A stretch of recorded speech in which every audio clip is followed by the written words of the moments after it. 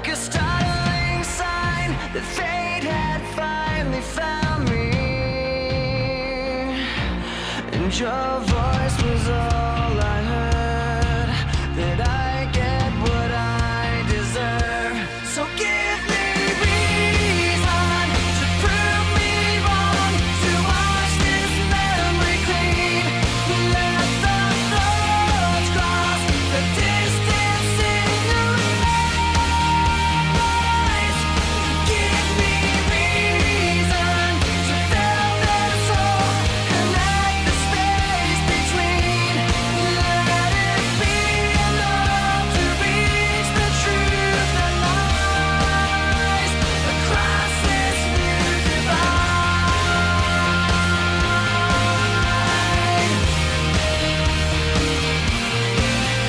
There was nothing in sight but memories left abandoned.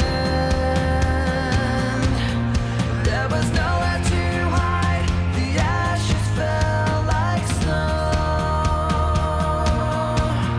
and the ground caved in between where we were standing, and your voice was all I heard, that I get what I deserve. So give me reason to prove me wrong, to wash this memory clean. Let the thoughts cross the distance in your eyes across this new divide.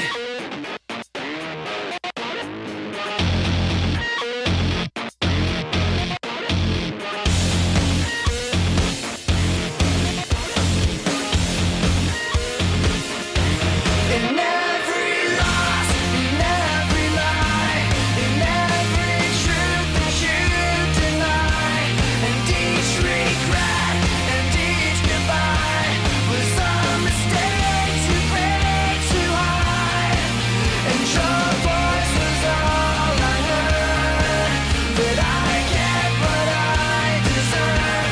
So give me reason to prove me wrong, to wash this memory clean. Let the thoughts cross the distance in your eyes. Give me reason to fill this hole, connect the space between. Let it be enough to reach the truth that lies across this new divide.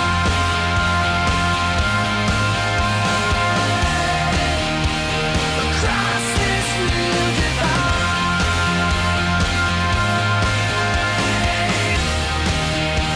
Across this new divide.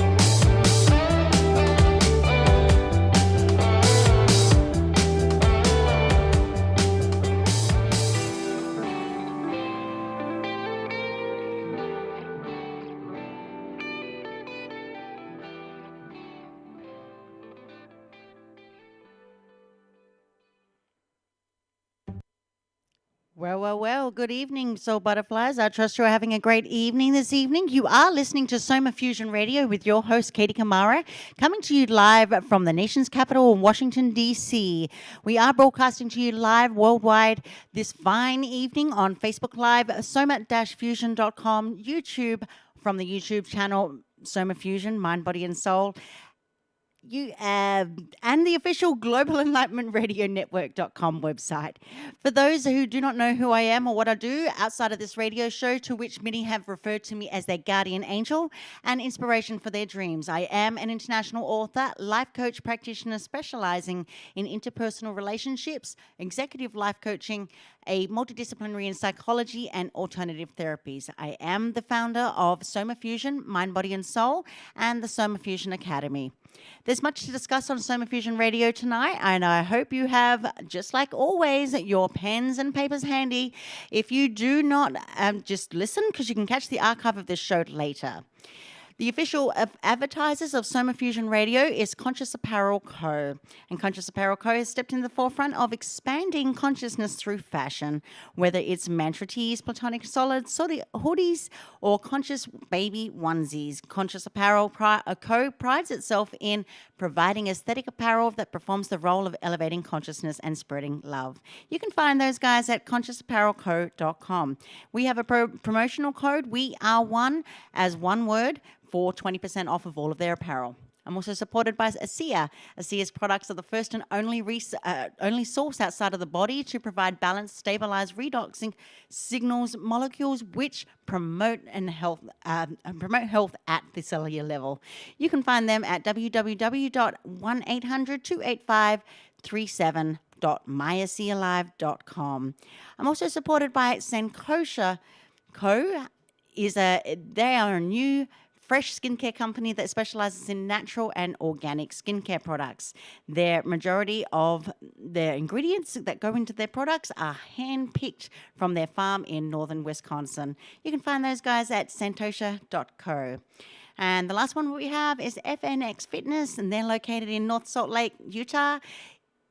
And they are committed to creating innovative supplements of the highest quality that provide focus for a productive morning, energy to thrive all day, performance supplements to reach new goals, unique sleep and recovery formulas to support any sport, and healthy supplements to support an active lifestyle for years to come.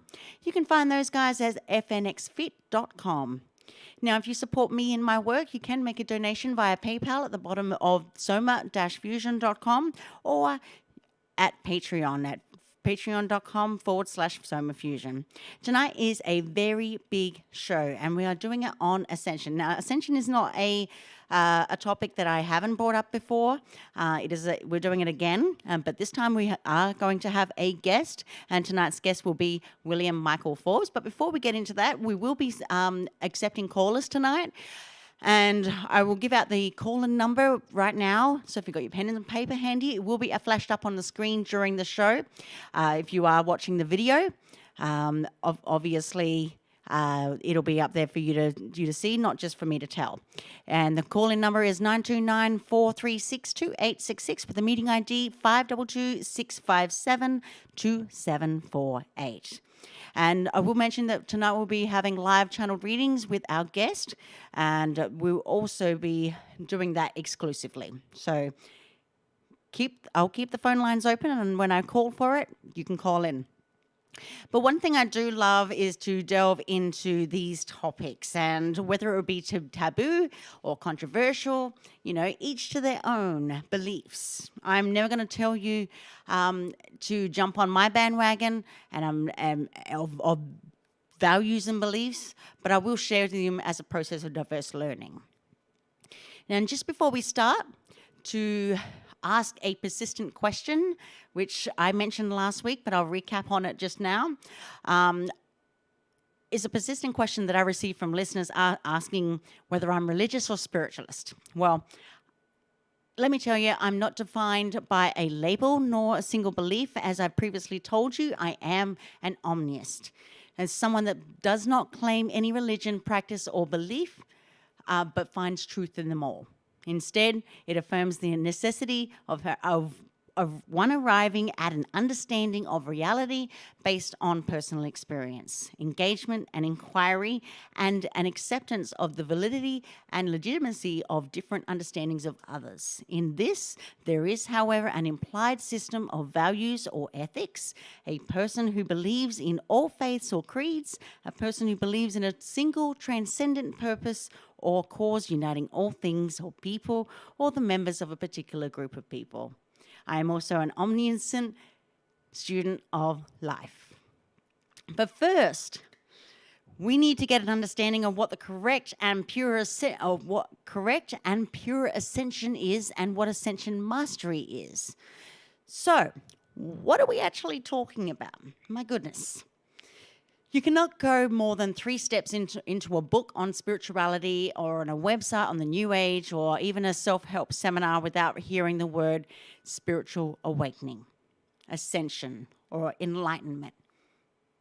I've seen some describe enlightenment as a process and others regard it as a state of being, a type of realization or something to be acquired from somewhere or someone. Some seem to have taken ascension quite literally in the physical sense. At some point, our bodies are going to just simply float away and to another planet or world. But again, what am I talking about, and what is everybody else talking about? I'm going to boldly offer my concise perspective on enlightenment, ascension, and spiritual awakening. Now, obviously, each could be the subject of a book or a dozen. But I would like the listeners to know how I use these terms and offer a contemporary perspective free from historical traditions, ideologies, and various cultural cloaks. To begin, I do not see enlightenment, soul ascension, or awakening as having anything to do with a religion or even spirituality. Now, you might be sitting there going, huh? What?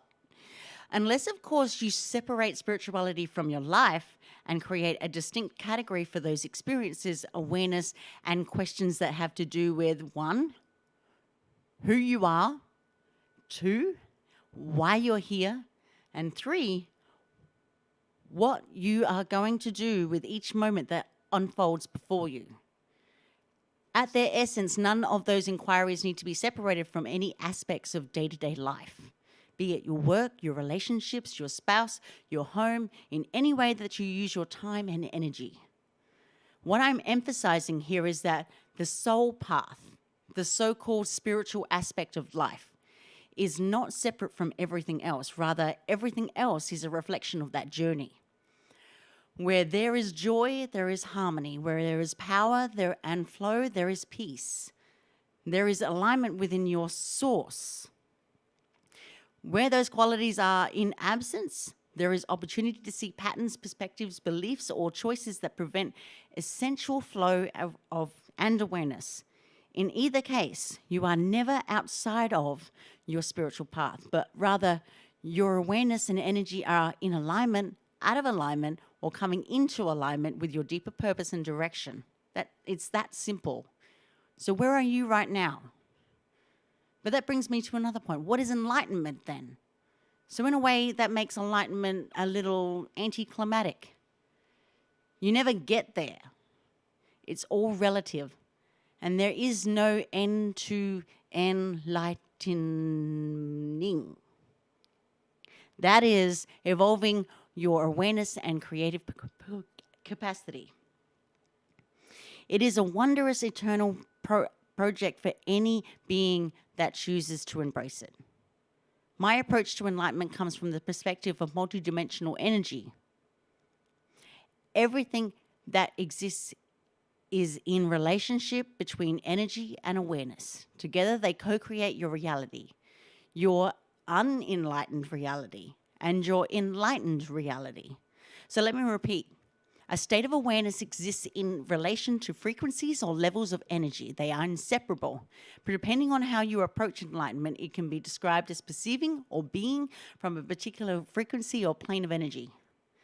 If the frequency is maintained, then the state of awareness is maintained. If the vibration decreases, the awareness appears lost. People tend to go up and down in their dominant vibratory state, and thus awareness. Therefore, the experience of realization and the loss of realization reflects a shift in your dominant energy vibration. And you can pop up and see clearly, suddenly see clearly. Then seconds or days or months later, you slide back into your lower vibrational patterns of perceptions and choices. And so the clarity, the bliss, the wonder, and the expansiveness is apparently lost.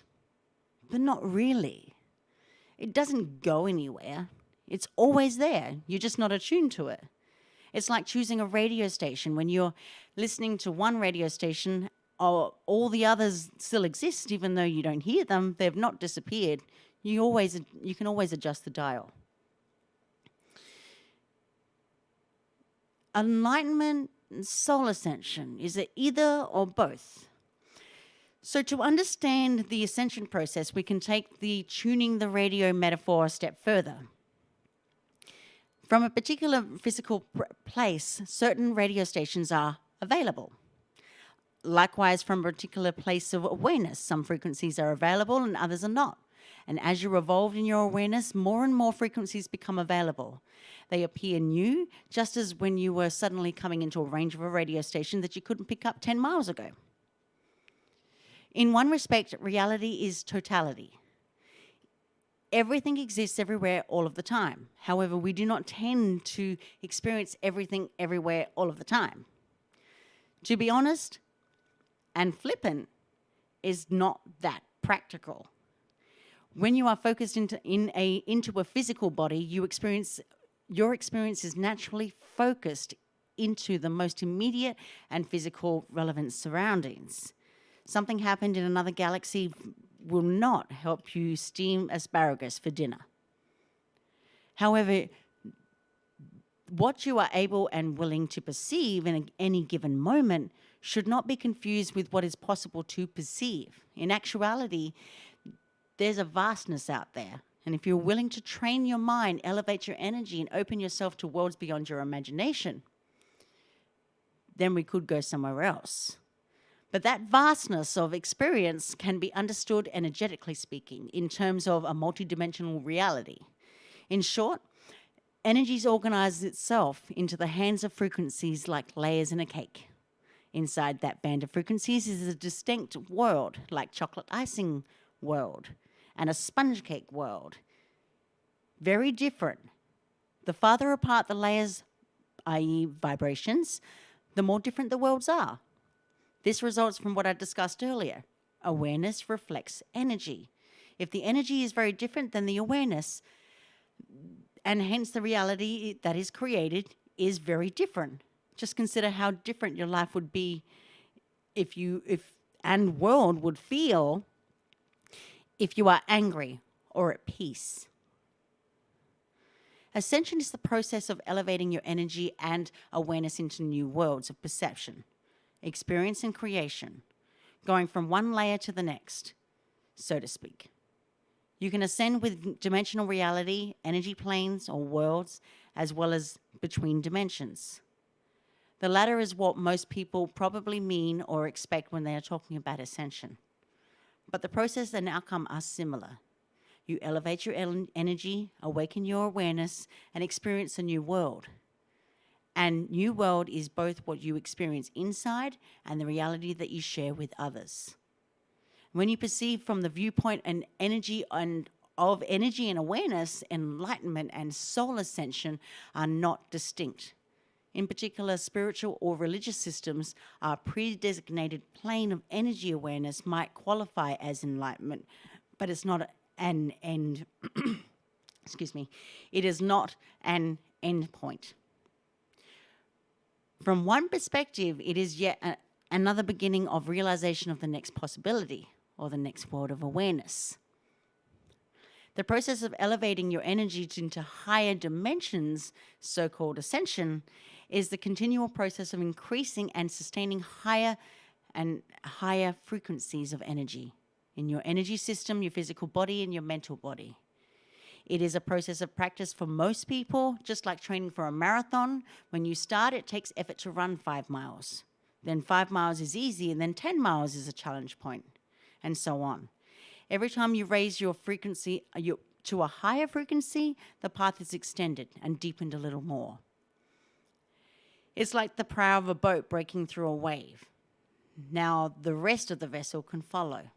One of the most amazing and to some challenging aspects of the soul ascension process is that you cannot see the next step until you're there. Each new place of awareness is a new vantage point of understanding, feeling, realization, and creation. This new vantage point is marked by the awakening experience. Suddenly you see, you feel, or experience something that you've never did before. And with open eyes in the previous moment, all years seem distant and unreal in a way. To make the awakening experience more concrete, it is much like the revelation that comes during a burst of creativity. Suddenly you see your project or creation in a totally new way. Everything that led you to that point doesn't matter anymore. You go forward with this new idea, insight, or vision. Life is filled with such awakenings. I distinguish these personal or creative awakenings from spiritual awakening. Spiritual awakening, in contrast, has a quality to it that goes beyond any temporal or physical object or experience. You come into connection with your source, the eternal divine, and or heart-centered knowing of your true essence. Spiritual awakening comes forth in many ways, but it's not random or accidental, even though the pathway leading to a moment of awakening is inexplicable or unexpected. As I said, awakening reflects a shift in your awareness, and such shifts are usually triggered by an elevation of energetic frequencies in your soul level energetics. Sometimes it's difficult to explain why being crossed over at a threshold, but many times it is a direct result of an energetic activation. The soul activation turns on the ignition of your deeper awareness and your ability to perceive and receive particular frequencies of energy and information. As you experience your spiritual awakening and ascend in energy and awareness, you learn and adjust the compass bearing for your energy. I like to call it the next step, spirituality. When you open into embracing what is beyond your imagination, then you give up to a large extent this strategy or roadmap that you got to that step. Because before, it's now more possible than it ever was previously. Why would you limit yourself with an outdated map? Good question. It is like looking in the rearview mirror at the highway exit that you just passed to decide where to pull off for dinner in 30 minutes. It's really not much help. The enlightening or soul ascension process keeps you looking, paradoxically, simultaneously into the present and into the future. If not, then you stagnate, thrash, and generally become frustrated and stuck. Those sorts of experiences are not really problems or tests. They aren't much other than outdated guidance systems that is failing to take you to the next step. But even then, that's another subject for another time on another show. So I'm going to give you the briefest how to ascend and enlighten yourself suggestion, just my perspective. So how do we approach the process of enlightenment, ascension, and spiritual awakening? And so here's my 3-step that I will suggest. How do we soar bird's eye view on bringing the fullness of your life into your soul journey? I suggest on balancing your practice and intention between 1, reaching for a new awareness, 2, sustaining the integrating and increasingly higher dominant frequency in all that you perceive and think and do. There is no end to enlightening. That is evolving your frequency and awareness. And as I said at the beginning, it is a wondrous eternal project for any being that chooses to embrace it. The question is whether and how you embrace it. There are endless possibilities of how to create your soul's journey and path, depending on your preferences, intentions, and where you are at this moment. And I see some people that go through their ascension process with lots of resistance, holding on to energies and beliefs and patterns, and they work out the resolution of those with a good bit of drama and difficulty. Others do it with reflection and keep the process more within themselves. Neither is inherently better or worse, except to the extent that you experience the effects of dramatic energy releases and shifts, yours or others. In many ways, the how and approach to enlightenment and soul ascension is a question of personal soul style. I've seen two skiers, one with great muscle, power, and effort, charge down a slope. Right beside is another skier, far less physically robust, who whips over the snow with a clean edge, skill, and effortless grace. Both get to the bottom of the hill at about the same time. One is pumped, up and sweaty, and the other is nonchalant and looking for where to eat his lunch. As I said, same destination, just a question of preference in your style of how to get there. Now, you're probably asking, have I been through an awakening experience? Yeah, I have.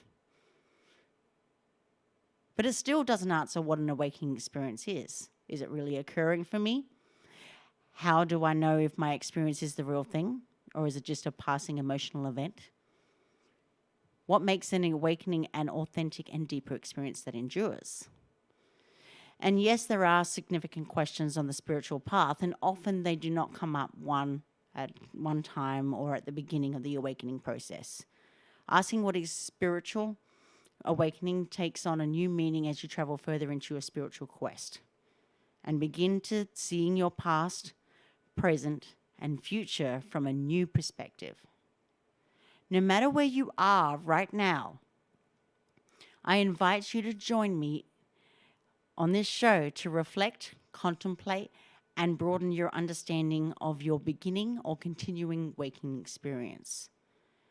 And with that said, you are listening to Soma Fusion Radio with your host, Katie Kamara.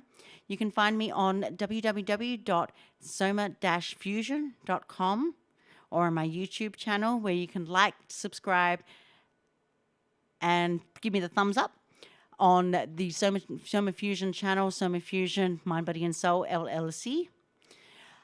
Or you can go to my Facebook pages, which is Soma Fusion, Mind, Body and Soul, LLC, and Katie Kamara, Life Coach. Until then, we will bring our guest on next, and we'll have a break, and we'll be right back.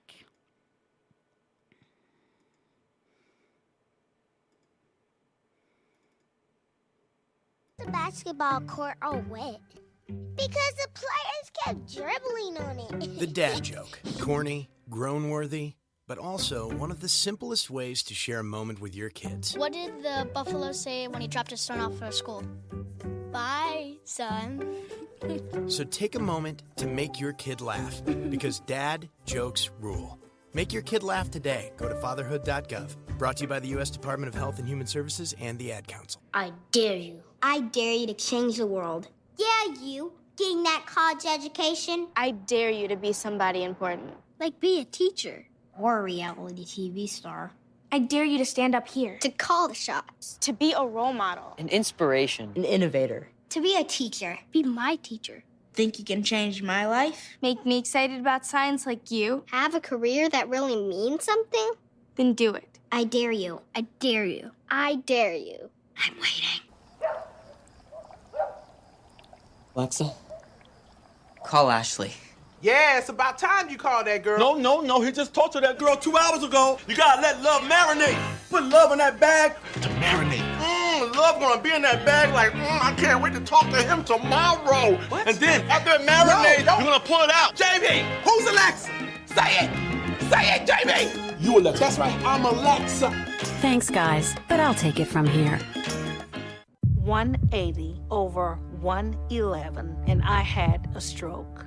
145 over 92, and then I had a heart attack. 150 over 90, and I had a stroke. This is what high blood pressure sounds like. You might not feel its symptoms, but the results from a heart attack or stroke are far from silent. Get back on your treatment plan or talk with your doctor to create a plan that works for you. Go to loweryourhbp.org. Everything's changed. Brought to you by the American Heart Association, American Medical Association, and the Ad Council.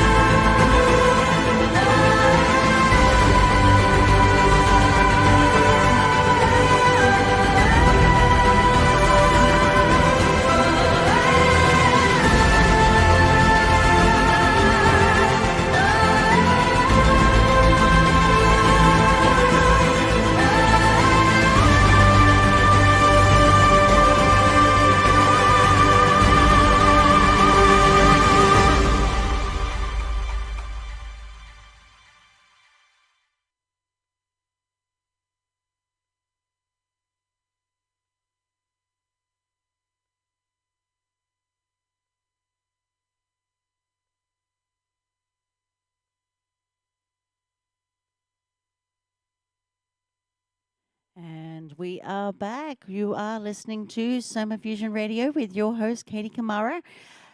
And tonight we actually have a guest. His name is William Michael Forbes. And I would love to bring him on to talk about... Oopsie. I'm playing my own audio. Oh, my God. Turn that off. Anyway, so let's get back to the show. Michael is a spiritual medium, channel, and intuitive life coach. He has been coaching people for over 30 years now, yet something happened a little over a year ago that opened him up to the divine. And when he says divine, he means energy beings that exist outside of our normal range of perception. We do not see them or hear them until we discover how to tap into them. This has given him the ability to guide others with their inquiries and to facilitate in developing their abilities to connect with the non-physical, high vibrations. I can't speak English tonight. High vibrational beings. He feels honored to be able to connect to others to their past, or connect others to their past loved ones, guardian angels, and receive guidance from ascended masters and their multidimensional beings. Now, many of the past events of his life suddenly make sense to him, and it's why he was mysteriously rescued from an imminent danger on numerous occasions, and where and how he received many of the insights and inspirations with which has helped many to overcome seemingly impossible life circumstances and events. William reminds us that there is always someone with us, waiting for us to ask questions and open up our ears and eyes to receive the much needed guidance and support that this world cannot always provide. There are realms of knowledge, energy, and consciousness that are available to everyone who has the willingness to explore beyond what they know. William is honored to be able to share his knowledge and experience with anyone embarking on this sacred journey to explore, create, and manifest a life created from love. And with that said, I will bring on William right now. Hi, William. Hey, Katie, how you doing? I am doing wonderful. How are you? I'm terrific. Thank you for that wonderful introduction. I really appreciate that. That's delightful. You're very welcome. You're very welcome. Now, tell me a little bit about yourself. About what you do, and just dive in a little bit deeper about what you do and your ascension process and your awakening, essentially. Well, what I do right now is I basically talk to these multidimensional beings, ascended masters, guides, angels, both mine and those of other people, and I bring through information that's necessary for my personal evolution and the evolution of other beings that are seeking to enlighten themselves, expand their capabilities and possibilities in this life and in others. But I also teach courses and classes in mediumship where we show people there's a very systematic, step-by-step process whereby you can actually get in touch with your angels, your guides, ascended masters, and other multidimensional beings.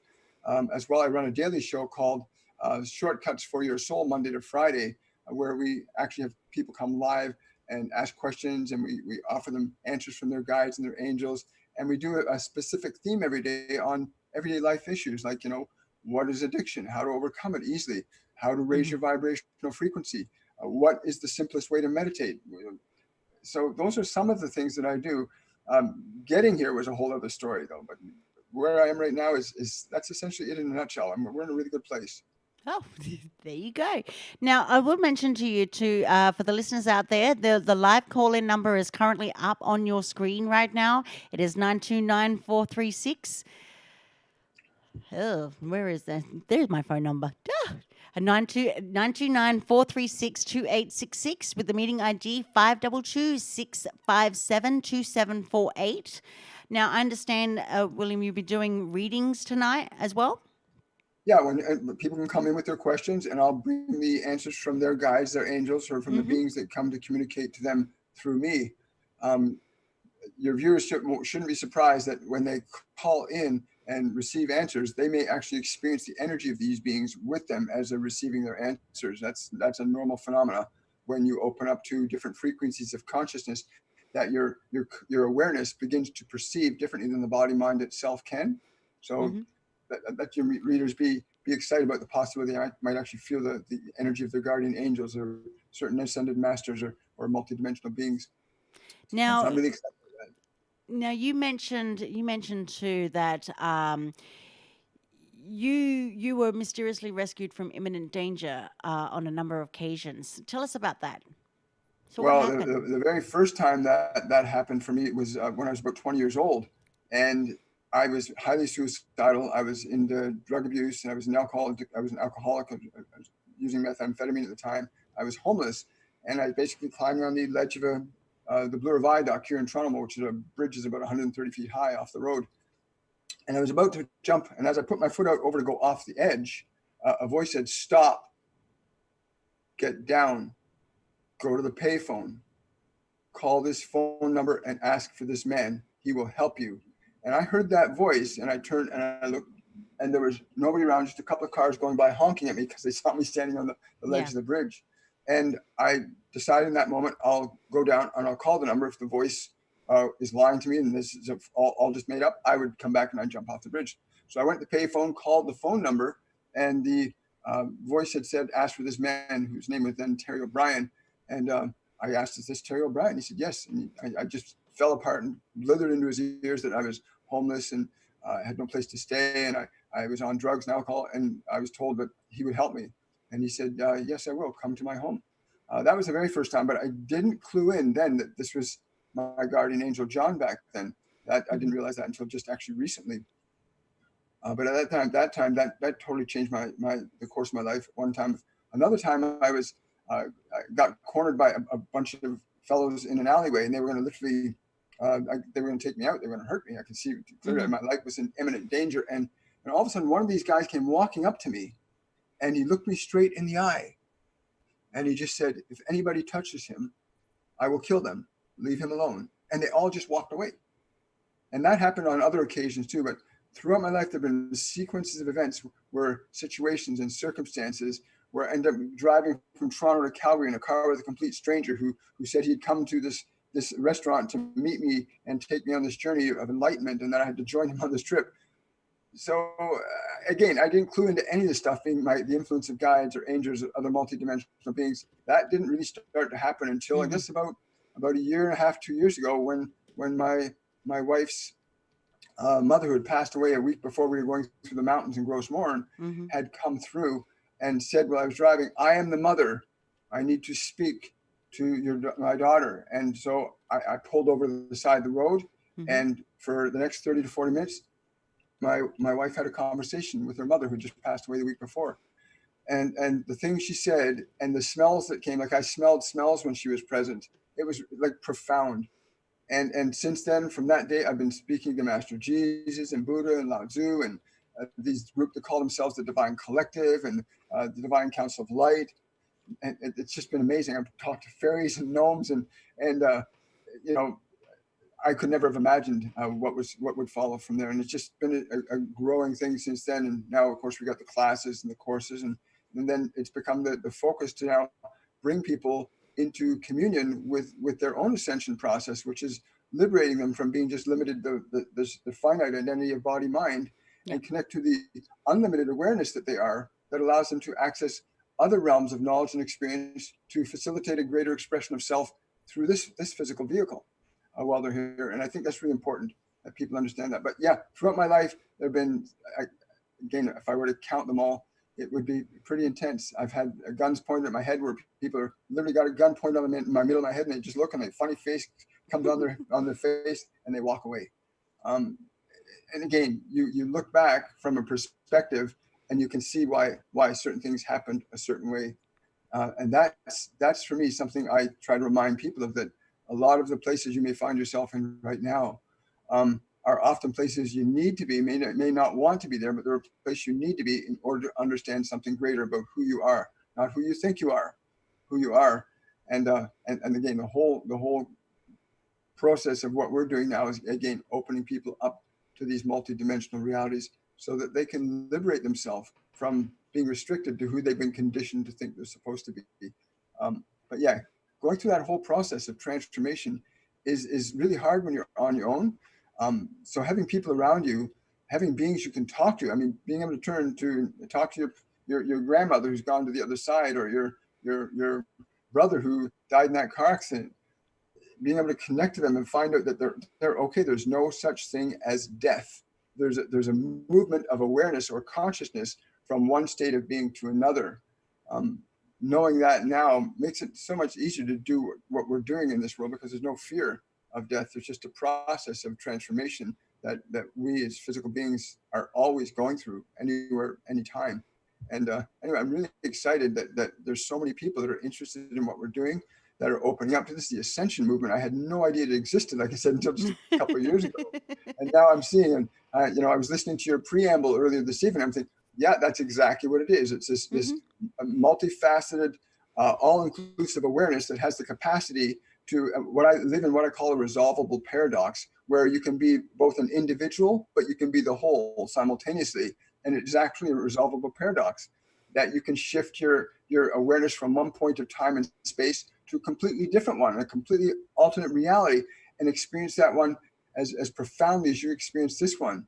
And I think the more people open up to these realities, they'll become less attached to need. They'll be less attached to power. They'll be less attached to control. Because if you are connected to the most infinite intelligence that is all power and you are part of it, then you don't need power. You don't have to acquire it because you are it. You don't have to get it from somebody else or take from someone. You just have to be that which you are and become the power that is what you are. And I think that is a whole ascension process is leading literally tens of millions of people in that direction very rapidly right now as these higher frequency energies from the galactic center, from the star called our sun, gamma radiation, cosmic radiation. These are frequencies that are adjusting and altering our DNA and our perceptual potential so that we can actually begin to create a better experience of being in these physical forms. And I know you talk about this extensively, and you've written about this extensively too. Yeah, I have, and I write numerous articles. I mean, I incorporate a lot of different beliefs into my articles that I write, and I know that a lot of people are now starting to read them. For those listeners who are new to this show who have never heard me speak, I write over 400 body, mind, soul articles a year. On a wide range of topics, with the incorporation of deciphering and versus science versus metaphysics. So I do decipher, and it is quite controversial in itself, by incorporating science into metaphysics, because science is logical and metaphysics is illogical. I mash the two together, and it sounds controversial, but it's not. It's not really. It's not really hard to fathom that the evolution of human consciousness and higher levels of experiences of spiritual awakenings and all sorts is now coming to enlightenment. But the thing is that it all depends on your perspective, because And why do I say this? Is because as a culture and a collective, we've become extremely handicapped in our own ability to perceive, choose, and create. And there are many factors in very key reasons that most people have lost their capacity for inner stillness. That's a really I good remember, I remember back in 2016, I did a radio show completely on human nature, and I explained why don't we ever slow down and stop and smell the roses? Because when we go through the human consciousness, when it goes through the evolution and it goes through higher levels of spiritual awakening, what happens is the human physical, emotional, mental, energetic bodies enter into continuous states of activity, interaction, and stimulation. That means you're going into a high level of awareness wherein you can learn, and you're more open to receive the knowledge and information and wisdom that you're able to receive, whatever that information may be. Some people may see it as a download. Others may see it as something that they have studied or found newfound interest in. You may have been playing, you may not have had any interest in playing a guitar, let's say, for instance. And then all of a sudden, a click of a finger, and you're now playing a guitar. And it's harder to remember of the differences, because we reflect back on the past. A lot of us live in a continuous loop of karmatic cycles. And we don't know how to differentiate ourselves from that, because what happens is we're going from structured activity to activity, and it now begins earlier and earlier in life. And the psychosomatic systems of children are harnessed into continual intellectual, social, and electronic feedback loops. And these patterns persist, and they are recreated into the complex calendaring of work, family, social events that overwhelm adults. That's why most of us adults, when we go into adulthood and we get into our ripe old age, we either become wise and we evolve. But most of us, because of the mundane lives that we live, and the influences that we have around us, the environmental influences, we look back and say, well, I want to go back to being a kid again. Problem is, you're already an adult. But when a person is in such a continuous state of activity, the next choice or action predominantly is a reaction. And the reaction that we give is heavily determined by the past. So you're talking about recreating a past present, which a lot of people do. And we address that very deeply, that the idea that who we think we are isn't actually who we are. Who we think we are is mostly a construct of that past that you talked about, that social order that gets imposed upon this young child. The young child forgets their identity with the unlimited self, gets narrowed down to a finite personality as Jim or Mary or Peter or Bobby. And now Bobby or Peter or Jim or Mary grow up, and now they're an adult, living their past memories in the present, replaying what was before now. So they end up with a past present, not knowing how to liberate themselves from that. So you're right, they want to go back to that pre-time, prior to the programming, locking them into a fixed identity. They go back to that, they attempt to go back to that place, but they can't. They literally have to stay where they are and unattach themselves from that thought process, from that mindset that has conditioned them that they are just this individualized personality. The minute they begin to do that, the process of ascension begins to actually unravel in their consciousness. They actually begin to become aware of something other than what they think they know. They actually stop hearing their own thoughts. They quiet the mind down. They get the body still. And when that begins to happen, they actually begin to start listening and hearing, perhaps for the first time since they were a child. Once they can get their mind quiet and their body still, then there's just space for their being to evolve into what it is through this physical form, and then express that awareness, that self, into a meaningful expression that would contribute to the well-being not only of themselves but of others around them as a natural effect of that frequency. Because this intelligence that is all pervasive, that beats your heart right now, that digests your food and circulates your blood, this intelligence knows how to handle things when it's allowed to flow. You put an apple in your mouth and you bite it, you swallow it, that apple becomes blood and skin and bone. You don't have to think about all that stuff, but there's an intelligence that does that. When you start allowing that intelligence deliberately and intentionally into your awareness to become one with your awareness, that intelligence begins to externalize events around your world much the same way it organizes that apple. So if you get into a specific emotional quality of, say, joy, it will organize the energy, the experience of being into that experience of joy as the externalized manifestations of your life. As it does with the negative things, if we get caught up in pain or anger or guilt or shame, it organizes the energy of itself into those things for us.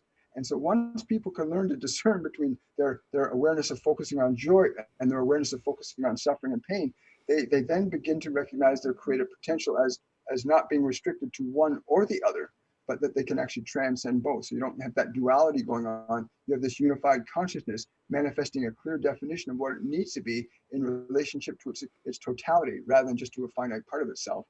And that's one of the things that I love watching people begin to realize, when you realize, wait a minute, I'm actually able to alter time, space, and matter just by being in a state of joy, or by being in a state of love, or by being in a state of peace.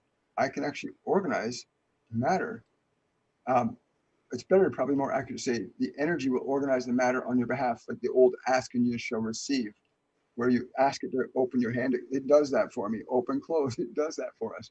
So you focus on a state of peace. That state of peace acts as a command upon that energy, and the energy begins to induce or alter the molecular particles into that condition you call your environment. And in reality, what we are all experiencing as our lives right now are exact representations of the overall composite of what's in our conscious mind and subconscious mind, projected out into this material world. This finite world is just one aspect of an infinite number of potentials, but that's what's happening. What you think, feel, and believe as a composite is an exact representation of your external world. And there's no exception to that rule. This is universal. As within, so without.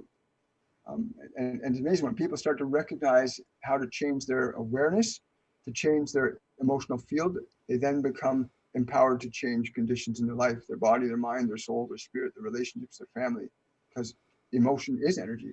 My guardian angel John told me about 6 months ago, emotion is the fifth state of energy.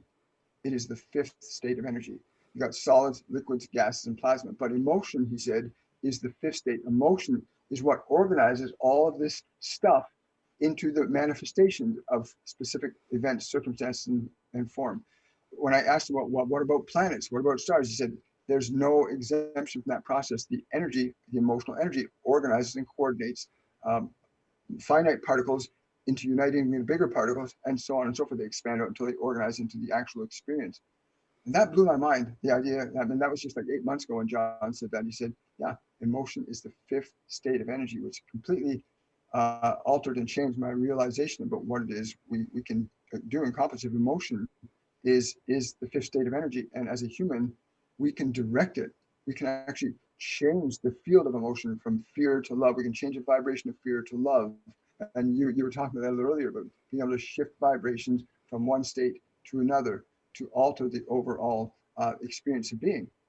And it's really quite true. Once you reach that place, then you start directing emotional energy to produce very tangible physical results in our lives.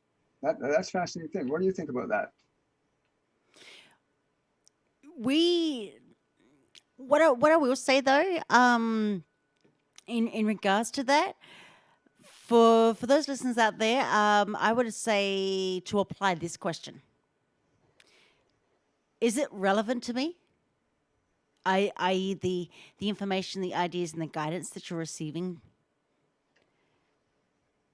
Because when you go through an ascension, it's always going to be relative to where you are right now and what you actually need.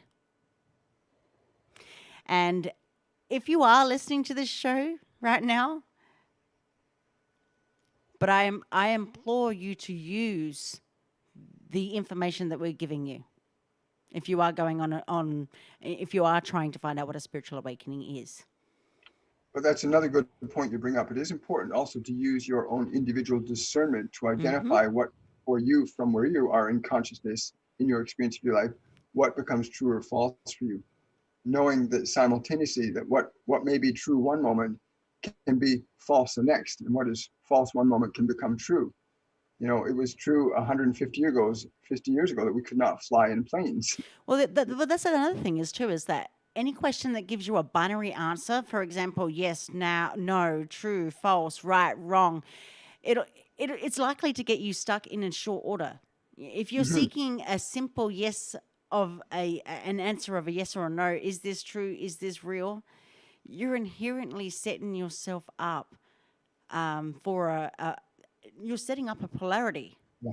A polarity breaks apart connectedness and wholeness rather than inspiring a widening expansion of awareness. I will let you know that to evolve and grow in your maturity as a spiritual being, it is necessary to continue to bring new awareness and perspectives and deepen your understandings of the nature of reality itself. Well, simultaneously not getting attached to either one of those perceptions. Yeah. And just to be clear of what I'm trying to say, this type of spiritual maturation is not an intellectual or social process. I like reading books or going to workshops or acquiring more information, rather than it is going more deeply into the question of what is my ascension? What is my awakening? And it's a process of cultivating direct awareness and your felt sense of meaning, truth, and rightness. And very often, what is truly right and good for you is the opposite, or very least different. And what is right and good for someone else, or what is right and good for at another time and place. I will mention too that one of the most common blocks to transformative process that I've ever observed is not granting the self-permission to change. And another way of looking at spiritual awakenings is looking beyond the stasis of polarity. And you have to allow, as long as you allow it to be, and as long as you find a common pattern to an answer to any question from an outside source that you believe within your own awareness that is absolute and true. And if you are genuinely continuing on your journey and soul path, you're more likely to find more questions than you would answers. Absolutely. And Absolutely. or more than likely you're going to find partial answers. Mm-hmm. Mm-hmm. And again, those answers change depending upon, again, you brought up an interesting point about, It's what's good at the time. you brought up a point where you said the self does not need permission to change because the self is already that which it is. It doesn't require change. But that doesn't come without shedding the old, shedding the past, and letting go. And one of the biggest things about letting go is forgiving yourself. Yep. And most people don't know how to do that. Most people are attached their suffering as being an integral part of their identity. The large numbers of the global population are stuck in that right now, and it's been a real eye opener at the same time as being something waking people up to the need for greater compassion, greater love on the planet. Yeah, people can get stuck in the old self, who they think they are, not who they are in essence. I mean, you can change your thoughts, you can change your emotions, you can change your body. That's true too. But most people are also stuck in self-sabotage, and they don't realize they're doing it. That's correct. A lot of the people that we get aren't even aware that their pain is directly caused by something they've forgotten. A lot of people aren't aware that what they've forgotten can be recalled and changed, and therefore the pain is released. Again, it's a matter of a knowledge of self that allows them and enables them to make different choices than what they've been conditioned to think they're only able to make. And when that happens, it's a very fascinating thing to watch how a person can go from being in chronic pain for 10 years, and then suddenly they move out of that state just by making a slight adjustment in their perception of what they think their reality is. And then the whole physical world aligns itself to that change in energy. It's literally a shift in emotional energy that alters the physical paradigm. So there are no fixed rules. It's a dynamic process that goes on forever throughout all points of time and space. And for me to apply one set of rules to anybody would be an injustice to them, for they themselves can identify from their own experience what does or doesn't work for them, and therefore make choices that lift them up or take them down. And it's easy to know if I'm making choices that are lifting me up or taking me down, because if I'm making a choice that empowers me, I'm going to feel more expanded, more free, more joy. If I'm making choices that diminish my sense or restrict me from being more of what I am, then I'm going to feel contracted, usually into a negative emotional energy range. And again, that's also sometimes necessary. So, I've certainly had some dark places in my life that if I didn't have them, I would not know the light that I am aware of that exists in consciousness as what I think life is now. So it's, again, there's no fixed rules necessarily. No, there's definitely not, and my reality is definitely not your reality, vice versa, and you can never walk a mile in my shoes, vice versa. So what we go through, all the hurts and the pain of our past life, is that is shed away, can never be truly felt by another person, because it's not their, I'm not living the same reality. So that's why every ascension or every spiritual awakening is completely different. My spirituality is not different, is so different to yours. And we just out of curiosity, because I do bring this up on shows that when I do have guests and whatnot, to discern those who are new to spirituality or think that spirituality is a bunch of woo-woo crap, what would you say to those people to discern the information that we're giving out tonight? Well, the first thing I would say is they are certainly entitled to believe in the reality they are in, and that will have its own consequences on their life. But in terms of the concept of spirituality, is basically just an understanding of who am I, from the perspective of who are you? Are you your thoughts? Are you your emotions? Are you your body? There are certain empirical data that you can examine that will let you know that one thing is true for you versus another. For example, I know that the body is something that I can direct. It responds to my thinking. It's not who I am. I know that my thoughts are subjective to my awareness. I can select and choose, edit, and delete thoughts from my mind. I can alter and change and influence the emotional eddies and currents that I have going on from my past, or that I pick up from other people, because I know from an empathic perspective that I can feel and be aware of other people's emotions. I can feel and be aware of other people's thoughts. And I can choose to be subjective to that, but I can also choose to be empathic and extend love and grace to that, and not be subjective to somebody else's pain, but be compassionate. So yeah, spirituality is a very broad spectrum. But if I were to distill it down into one statement, I would say spirituality is the ability to expand your awareness into your most ultimate state of joy. That would be the simplest way I could say that would represent spirituality to me. Which also eventuates into learning how to unconditionally love another person. Yes, absolutely. Because when you're in a state of joy, that's all you're going to be able to offer other people. And it's funny, if you understand the certain fundamental principles of energy, I know that if I'm in a strong enough state of joy, and I can amplify that and strengthen that, I can literally induce state changes in people just from the energy being broadcast. And it's the same way as this glass of water. I take this glass of water, I put this glass of water in the fridge. The glass of water doesn't have to do a darn thing. The very refrigerator will actually change the water. The vibration of that refrigerator's frequency will alter the molecules in the water, turn it to ice. And so there is using that glass of water as an example of another person. And if I were the freezer or you were the freezer and you're projecting a certain frequency, a certain emotion, love, fear, joy, ecstasy, painfulness, anger, whatever emotional energy you're broadcasting out, you're literally inducing changes in the people, events, and circumstances around you. That's why I love being part of this new awakening for humanity in general, this ascension of the awareness that we literally are creators of time, space, and matter. And that therefore I am my brother's keeper. I am able to affect changes in them by what I think and feel at any given moment in time. So I choose to be aligned to love as best I can. I choose to be aligned to peace. I choose to be aligned to compassion as diligently as I possibly can in order to facilitate the liberation of myself and others by default. Because I don't have to do anything to anybody else. I just have to be myself fully and completely. That in and of itself instills a change in time, space, and organizes matter in very specific conditions.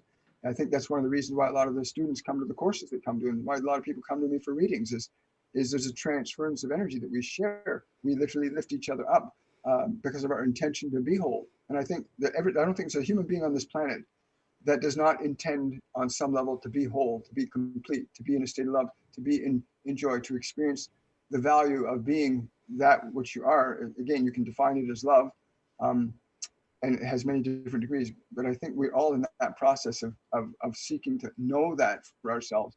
And when you come across somebody who recognizes that, you can see that in them. Birds of a feather, right? Right. But I think one thing that one word is sovereignty. Sovereignty, the ability to create sovereignty within yourself to liberate us from the past, the present, and whatever the future may hold. That's a very empowering statement to make. Sovereignty, again, depending on what level you interpret the meaning of that word, because there's a human understanding of that word, of what sovereignty means as me as a person in relationship to my government or in relationship to how I'm treated at work. The sovereignty of which you speak is a sovereignty to recognize that I am free to fully and completely be who I want to be at any point of time and space, so long as I don't harm myself or anybody else in that process. That to me is sovereignty. I have the freedom to do that. But I also have the freedom to harm myself if you want to go that way. If I want to harm this body, that's my right too. Whose body is it?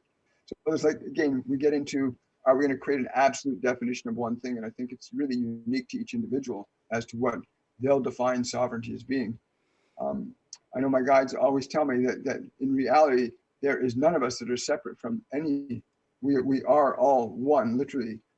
We are like the fingers on one hand together, the limbs on one body together, the souls on one planet together, the planets in one universe together. And from that perspective, we know and conduct ourselves from that perspective, that we intend always to unite ourselves into a greater expression of our wholeness, not a lesser expression of our wholeness. And that again becomes subjective from our perspective and from yours, but you will know that which is true for you when you experience it, and not because we say so. Exactly. And not only that, going back to polarity for a second, we're talking about sustaining polarities like love versus truth. And I think love versus truth misses much awareness about the process of this spiritual inquiry and growth. Um, and with that, I mention about, I speak a lot in my work about duality. And I use that as a jumping point to help clarify several common sources of confusion about spiritual love or twin flames, for that fact. Because there's a lot of discernment that we get common information. We get so much information thrown out on the internet and in podcasts and whatever articles that you could possibly think of. But you got to remember that these processes are each to their own. Your process is not the same as my reality. Your reality is not the same as mine.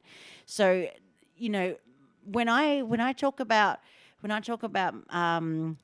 ascension and spiritual awakening, soul alchemy, in the articles that I write, I offer insight without having to mention huge words on the challenges and messes that arise in the practice of spirituality. And my goal as a host, as a writer, as a coach, and a therapist, my goal is to help you navigate through the conundrums of life and love and everything else in between that arise every day on all scales, from personal to planetary. It's not. You mentioned love and truth as being fundamental pillars that while they are distinct, they are shades of one and the same thing. There are certain fundamental truths that are universal to human beings. Mm-hmm. We all have a physical form that we express energy through in the form of behavior, which is emotional energy conducted through the body.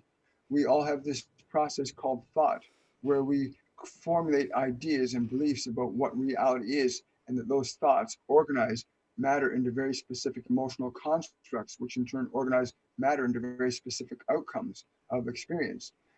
In that, emotion and thought and body are universal to all human beings in this dimension. And your ability to coordinate, utilize those different facets to your nature, enable you to create the experience that you call your life on this dimension. And you're free to do that in any fashion you wish. Your thoughts can be good or bad. They will create very different effects in your conditions. But you always have the opportunity to assume deliberate and conscious authority over your thought, therefore assuming authority over your emotion, and therefore assuming authority over your creative expression.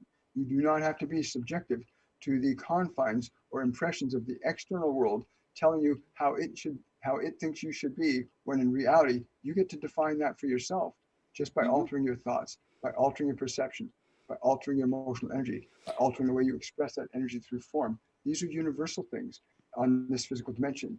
When we get into the quantum levels of awareness and consciousness and being, the laws change somewhat in that we work into realms of multidimensionality, where you recognize you can be in multiple places simultaneously merely by understanding the confines that awareness does not have, to be at all points of time and space without restricting its expression at any one point.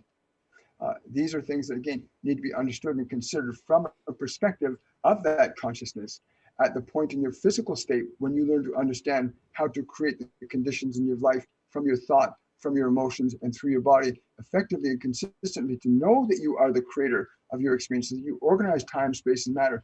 Then you could begin to consider some of these larger concerns about multidimensional being, creating planets, creating universes, creating dimensions, astral traveling, astral projection, bilocation, multiple souls, angels, guides. All of these things exist. Any potential you can conceive of will become a reality in the fabric of time space. And you're seeing this now. You've watched this for the last 60 years on this planet. You did not have those cell phones, and you saw them on a TV show, and now they're here in real life. And you've watched these things happen. You saw Dick Tracy's watch back in 1930, and Dick Tracy's watch is now on your arm. So we know that the moment you formulate an idea about any reality, good, bad, or indifferent, you are literally giving it shape, space, time, and matter with which to formulate as your experience. So be very mindful, we would say, of what it is you would choose to formulate as your thoughts and your ideas. But there are certain fundamental things universally that everyone needs to know while they're on this physical dimension, aspiring to liberate themselves from the confines of individuality into a broader perspective, we would say.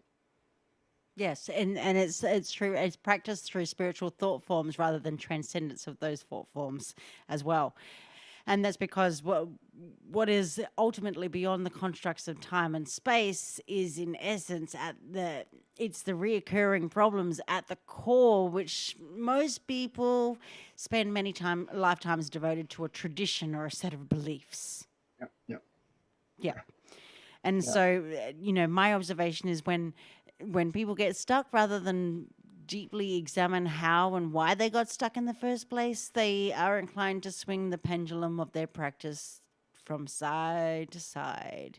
It's a revolving door, and a swing pendulum from one side to the other keeps you attached to the same cord with with a different viewpoint. It is easy to believe that you are seeing something fundamentally new, even though you are looking at the same construct from a different angle. But it's like walking a big circle, many points of view, but ultimately you end up in the same place. So you keep seeing that revolving door, and that happens for a lot of trauma victims. It happens for a lot of people that are stuck in their reality, their perception, whatever their knowledge or inner wisdom may be. But I will say to you that there is a lot of wisdom in the old saying to not mistake the finger pointing at the moon for the moon itself.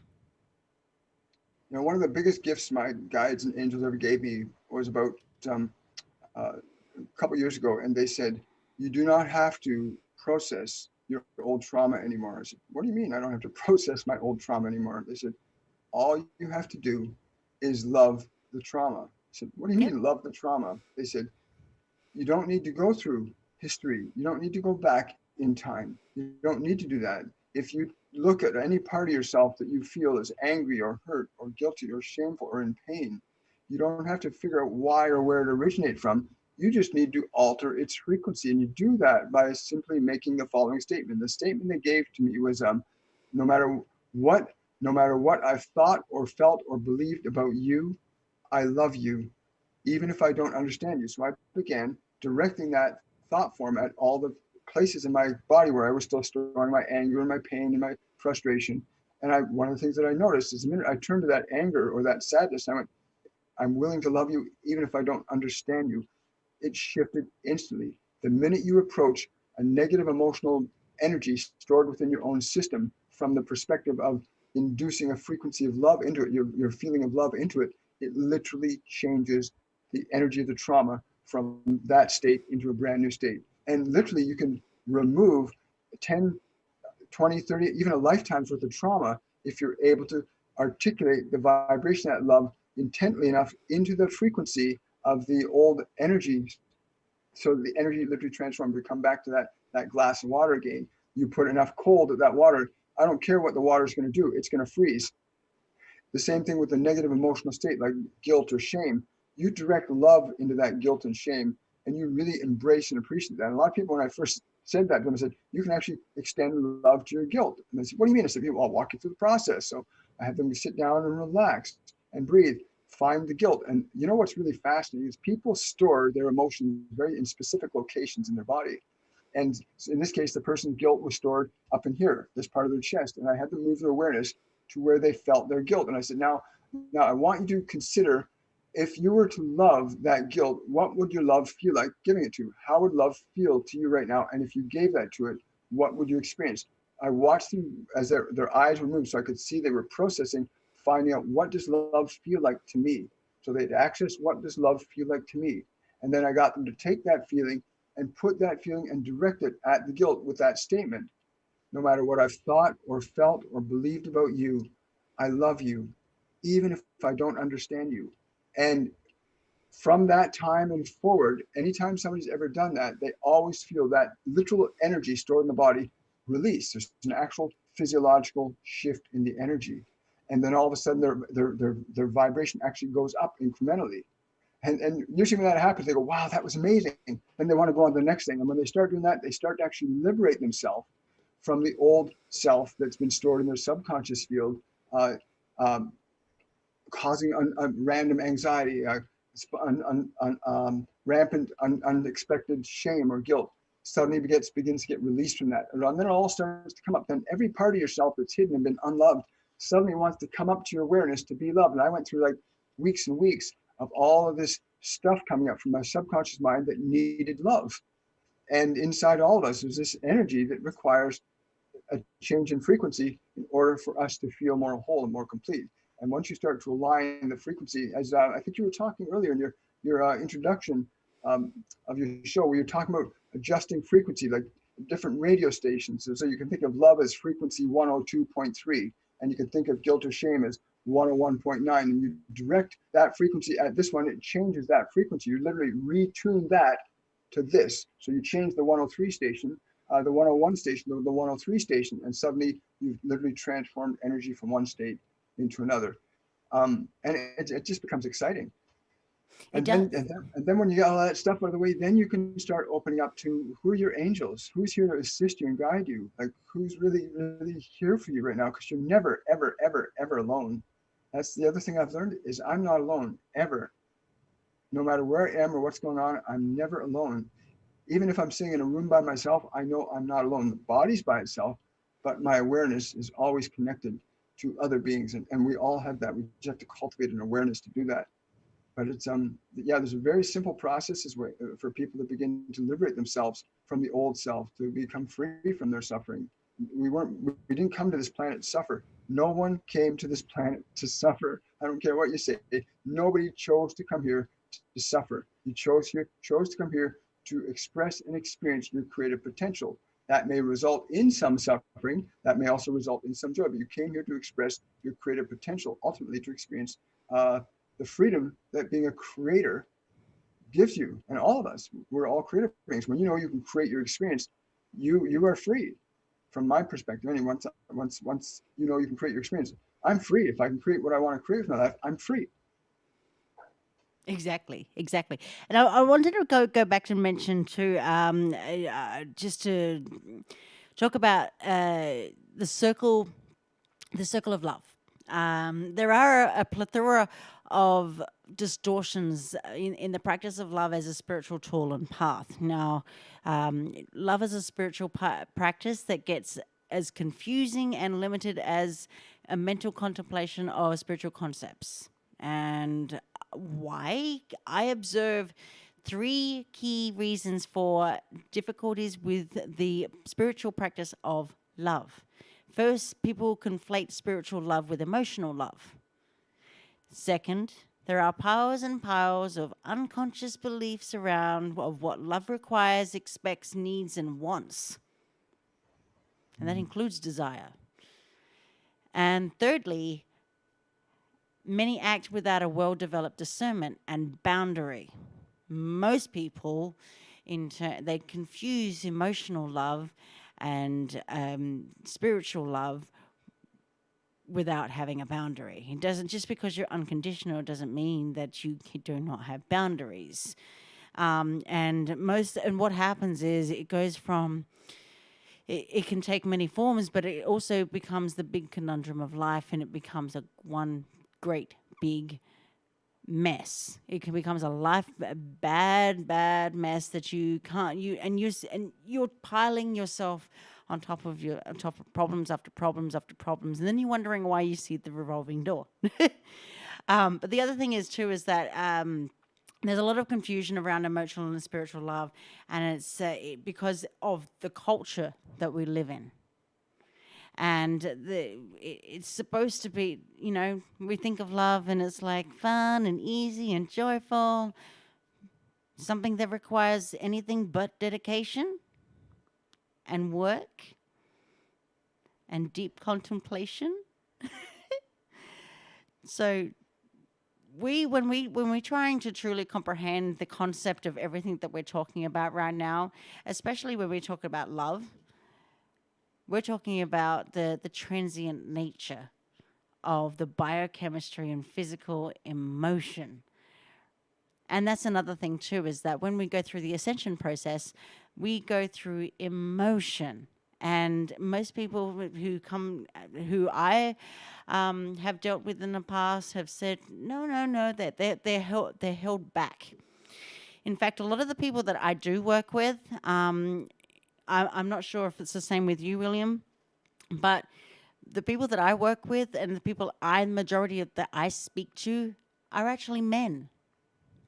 And so I have learnt to adapt to the the ways that a man has thought. I mean, I can't be a man, I can't speak for a man, but what I can do is I can certainly help a man to open up emotionally to that wouldn't be, emotions that are unwise outside of being tapped into, because many men hold themselves back.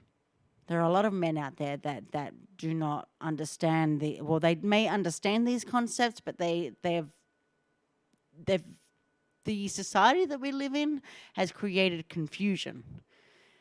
And it's what I've done is I've deciphered between what is and discerned to make a well-developed discernment and create the boundaries that require the initiation of what a soul alchemy, soul awakening, spiritual love, emotional love, and all that encompasses.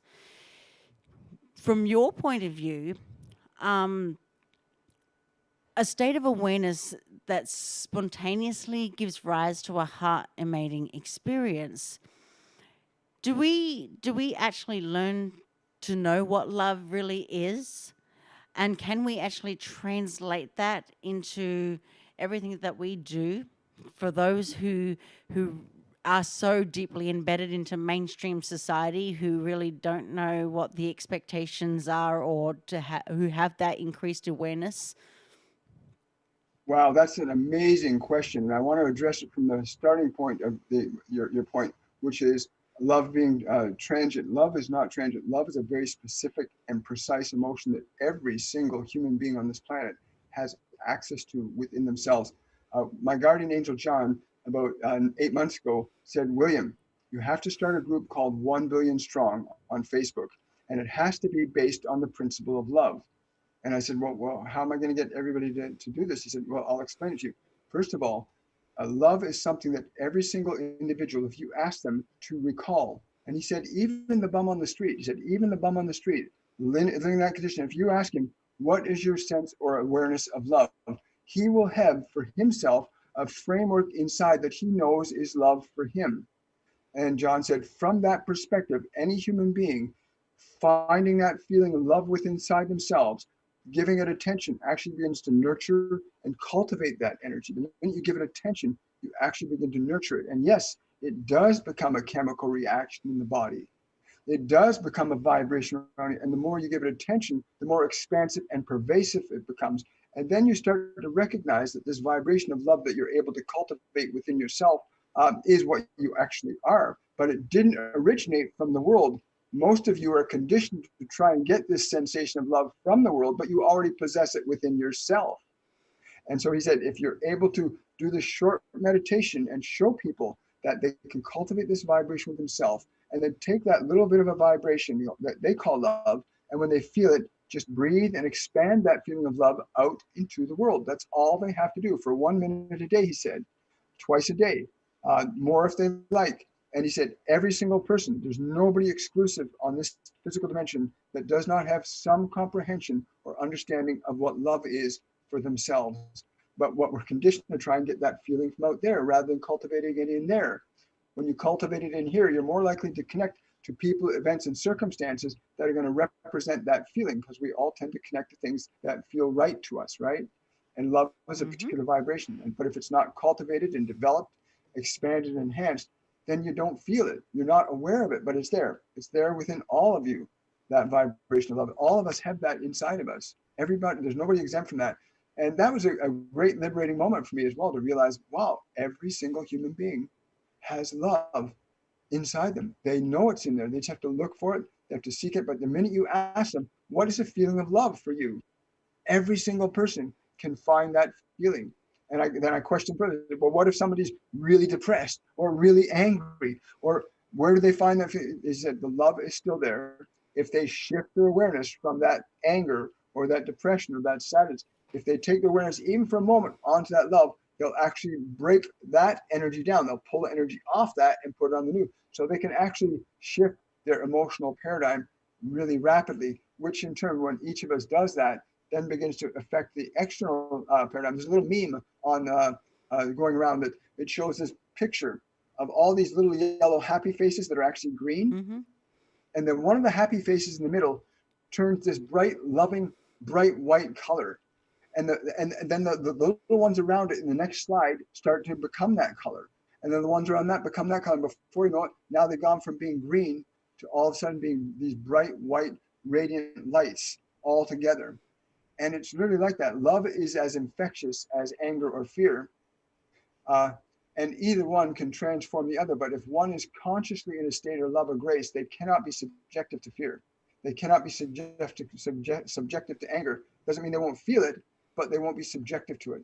So somebody can, I consider myself to be a relatively loving person, but if someone came up to me and started screaming and yelling at me, I might feel angry, I might feel fear, but I'm not subjective to it. I will still come from the proper vibration of love. And that again has to become a conscious choice. But everybody has within them the frequency, the vibration of love. They just have to ask themselves, what does love feel like? And there's a part of them inside that will give it to them right away. Some people will use past frameworks. Some people will remember, I think you mentioned this, some people remember that last relationship where I felt so good inside, right? It's not the relationship that made you feel good inside. You felt good inside because of the relationship, not because of it, but it just reminded you of what was already within you. And if you remember that, that person didn't give you that feeling, that's something you already had inside you. They only reminded you that it was there. You suddenly begin to get liberated from the externalized social system. You start to realize, wow, I can generate and change and alter my emotional state at will, anytime and any place. Anyway, we started this initiative with called 1 Billion Strong. It's literally where people spend a minute every day radiating love into their bodies and out to the world to begin to change the global electric relationship, because all emotion is electrical in nature. In science, emotion, any electric movement of electrons through a conductive substance produces an electromagnetic field. Well, when we move into a state of love or grace or anger, we actually generate a field. When you generate a field of love, it changes the way matter, time, and space work. Humanity as a whole right now is predominantly tilted slightly towards fear more than love. As a result, we're actually seeing shifts in the Earth's magnetic poles. We've been seeing this for about the last 140 years now. About 1887, I think, when the poles suddenly started moving. It was about 1887 when technology and other things started taking people away from relations with family, taking them away from the Earth, and the electrical relationship that we have with our planet is out of balance. It's predominantly governed by our fear and not by our love. And 1 Billion Strong is designed to shift that. And I think when we get people deliberately and consciously doing that repeatedly, that we can literally reset the whole planet's electrical system, so we don't have to go through another polar reset. Because this being named Jamal Ipsiku told me once that 70,000 years ago and so many times since, we've had what they call magnetic polar reversals that are actually effects of the collective unconsciousness of humanity at different points in other civilizations. It got so negative that the actual planetary system reacts to that energy just the same way as your body reacts when it gets excited, or if it gets afraid, your body reacts. Well, the Earth itself also electrically reacts to the collective unconscious field that humanity generates and the collective unconscious fields of all the animals. And so it's very fascinating. So love really is a choice, and there's nobody that does not possess love within them. Every single being on this planet has love within them. Even those who may be described as being pure evil have that within them. They're just choosing to focus and build on that one, but the other's there too. Yeah, and that's exactly right. Is that I've long been asked that question as well, and I'm like, oh no, love is not transient. But then again, also too, part of the embodiment of all of this is the boundaries. But I'm going back to what I was saying about boundaries. Boundaries are not on the source and the origin or the flow of spiritual love, but upon the space in which she's embodied, which is a kind of a little bit what you just said. But I will say that it gets actually tricky to describe this without appearing to be self-contradicting. But you have to make these observations and experience them for yourself. So the meaning will only be truly apparent upon beyond the concepts. Remember, it's not about mistaking the pointer for the actual whole truth. And when you embody love, and that can occur in situations or between people or many people, it doesn't really matter. The other party is not necessarily going to receive or recognize that you are offering love to them. Rather, it's irrelevant. It is the offering or expression of love, not the reaction or reception that matters. Always remember that. Well, because most people again, have long forgotten it. well, we go back to the analogy of the water. If you're putting out a strong vibration of love, and even if a person's, and I've witnessed this, I was on we have a Starbucks in the front of our condo. And I went out there to have a cup of tea last summer, and I'm sitting out on the porch, and my angels had told me that night, we're going to teach you that you have to learn to stay in a vibration of love no matter what. And I said, okay, I wonder what that looks like, right? So I'm down on the porch, and I'm meditating on love and just being in the state of love and letting my energy flow to encompass the street lights and the block and the people and the cars and the trees and the birds. And I'm just in that vibration. All of a sudden, I hear this man screaming, I hate Americans, comes running onto the Starbucks porch, picks up a chair, raises it up over his head right in front of me, looking down on me. And I look up and our eyes meet, and all I'm in is this vibration of love. And I look at him and I'm just feeling this in me. I'm not trying to do anything. I'm just looking at him, feeling this vibration. And he looks at me like this, and he shakes his head, and he throws the chair aside and runs away. Now, what happened there? What actually happened there? He was obviously enraged. He had intent to harm me. He obviously thought I was American. For whatever reason, I don't know why I felt that way, but I do know this, that the vibrational emotion that I was in potential, was greater than the vibrational emotional potential that he was in. And therefore, much the same way as the freezer freezing the water, the vibration of the frequency, the love that I was radiating, induced a change in the vibrational frequency that he was in. I didn't do anything to him. The energy did that. He just responded to it. So in truth, we actually can affect how other people feel. We can affect the way this world functions. We can transmute and transcend conditions in this world when we are truly aligned to a clear energy and understand these principles. They're universal. Just the same thing works in reverse. If somebody's extremely, incredibly angry and their anger is greater than the vibration of my love, then they're likely to follow through on hitting me with the chair. That's why it's important to always, I think you mentioned this earlier in your show, always important to learn to keep your energy up. And you can do this. You know, you can learn to keep your energy up. Even if you just smile, you'll bring your energy up like that, even if it's just an increment. And once you can master your emotions, you will master your life. Once you can master your emotions, you will master your life. And I know this from personal experience. I was a meth addict. I was an alcoholic. I was in a lot of really dark places for a good portion of my earlier life.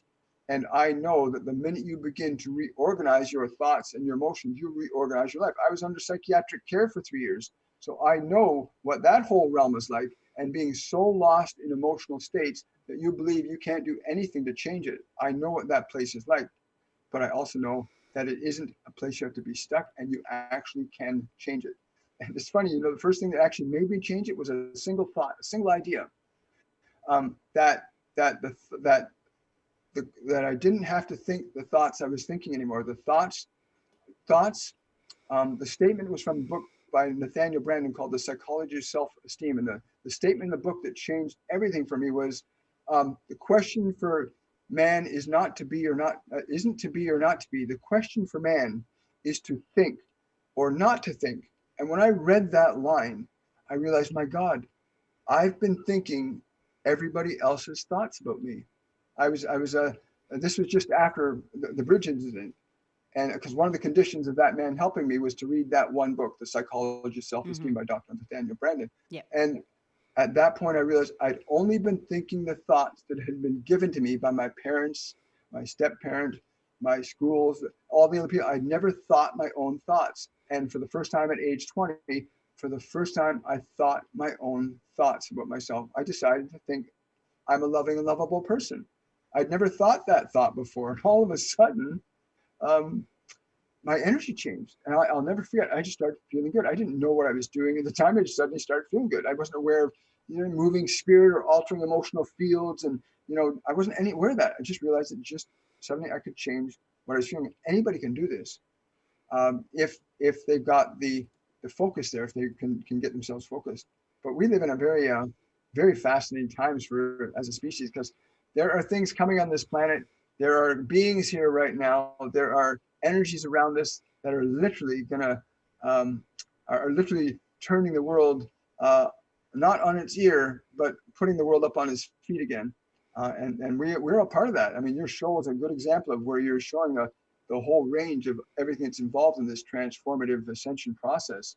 And literally it is. It isn't a movement in consciousness from a low vibrational frequency to a high vibrational frequency. And like I said, if the river is moving fast enough, I don't care who's standing in it, they're going to get pulled along with it. And when this vibration of love, as this ascension energy increases in amplitude and strength, everybody's going to get pulled along with it. And that's just what happens with energy, right? It's just a movement of energy. Exactly. And I was just going to say, you took the words out of my mouth. The way that I see it is floating all boats higher. In other words, what I'm saying is that it is far better to float all boats higher than rather than elevate one while the other one sinks. So, so part of the embodiment of love is for all, and that includes everybody. And you can share love and not have a recipient. Mm-hmm. You don't have to give. You don't have to give it out. You're naturally giving it out. You're projecting it.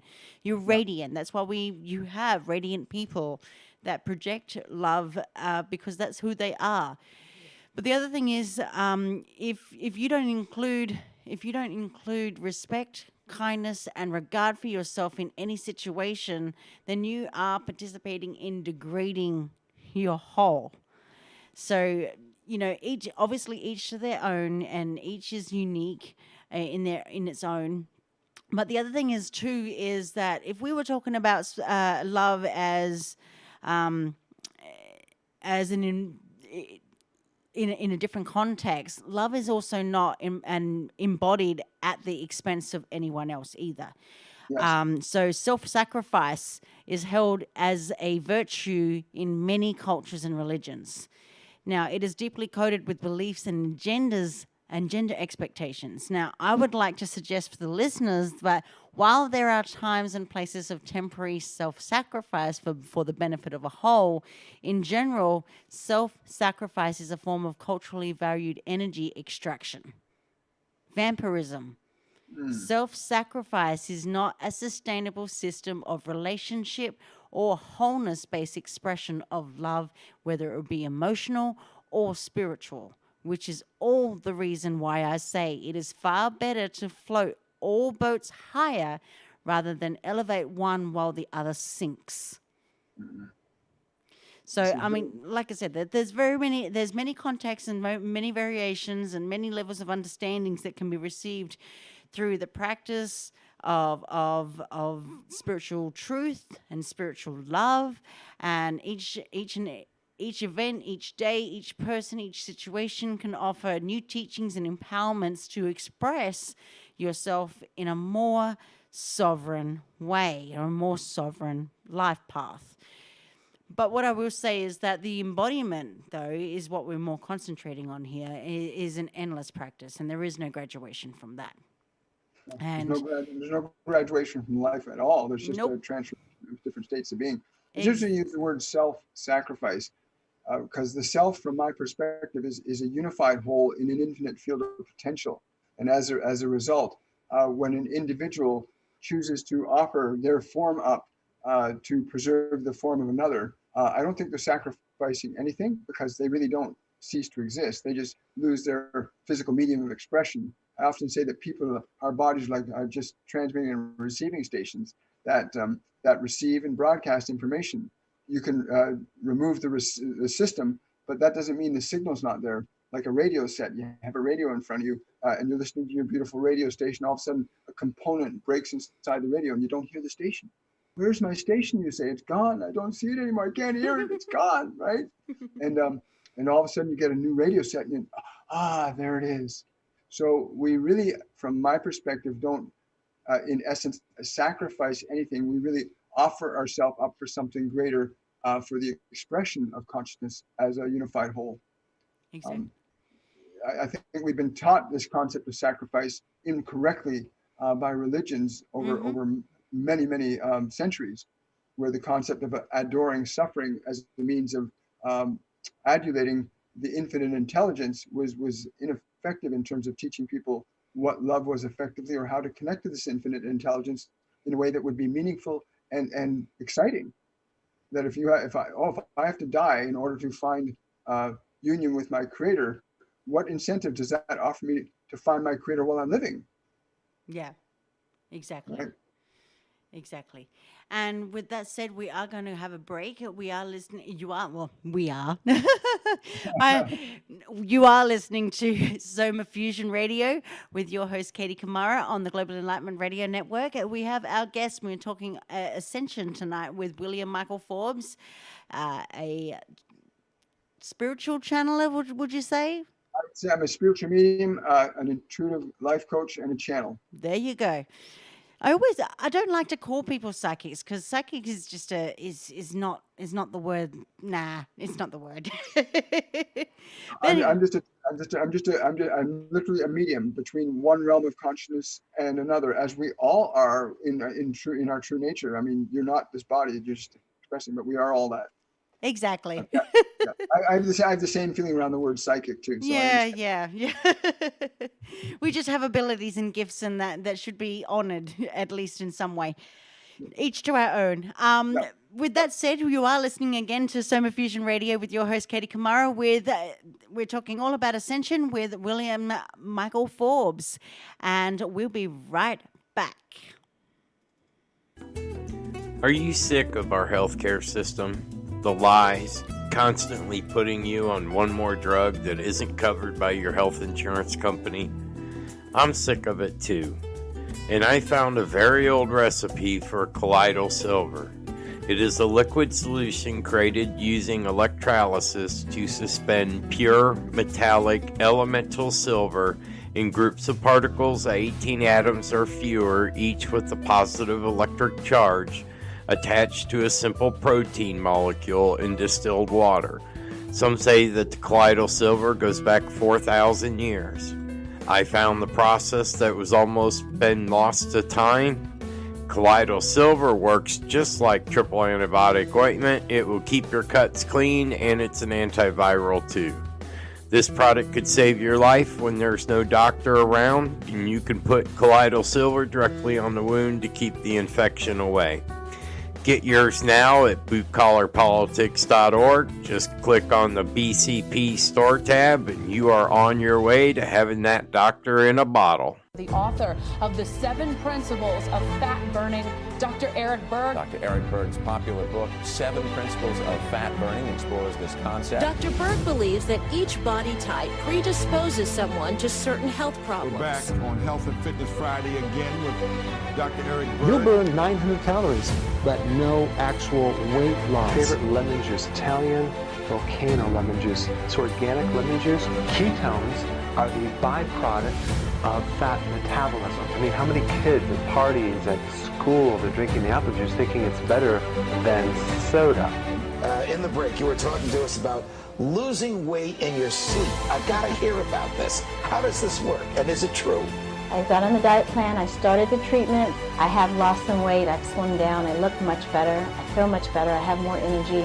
The carbs, the bread, the pasta, the alcohol, you can clean this up so fast and bring it back to normal range. Shifting your goal to getting more healthy and that specific body type to actually improve it as compared to trying to put everyone on the same exercise and an eating plan, it doesn't work. The causes of iodine deficiency, there's direct causes and indirect causes. The key is getting that recovery when you work out. If you're not going to do that, then don't over-exercise or don't even exercise. My mission, my goal, my purpose is to give people the simple truths on health so they can create a healthier body. You know, we all have the power to heal. We all have the power to get healthy, but we just don't have the know-how. The knowledge is missing. There is no health in health care anymore. We become dependent on prescription medications. In the last 27 years of practice, I've treated over 40,000 patients and trained over 2,700 doctors. My purpose, my mission, my goal is to help people find the simple truths of health so they can create a healthier body. Hey, baby. Who am I? It's this. Say, Mama. Daddy. Alexa, play the Ting Tings. That's not my name. That's not my name. That's not my name. 40 million songs. One for every moment. Amazon Music Unlimited. Start your 30-day free trial today. Automatically renews monthly or annually. Cancel anytime.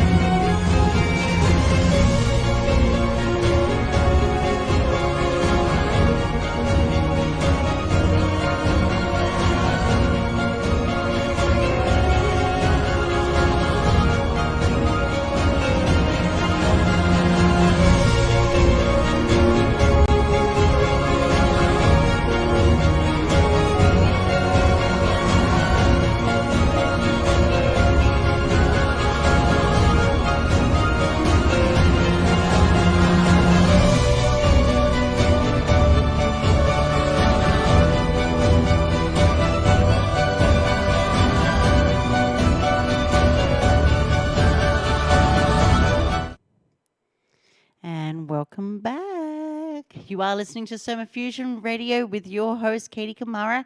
And I would like to say a couple of things here. You can check out all the articles that I do write on Soma Fusion or soma-fusion.com. You can find me up on social media, Facebook, Instagram, LinkedIn. Forgotten the other social media. Minds, we've just joined Minds. You can find me over there. You can go to patreon.com/Soma Fusion to find more of my work. If you support it, you can go over there. I will give a chance for William to give out his, plug all of his stuff out there too, because he deserves the same right as me. We're all in the same boat here. On top of that, you can also go to the Global Enlightenment Radio Network.com website to check out all the other shows that we have on the network.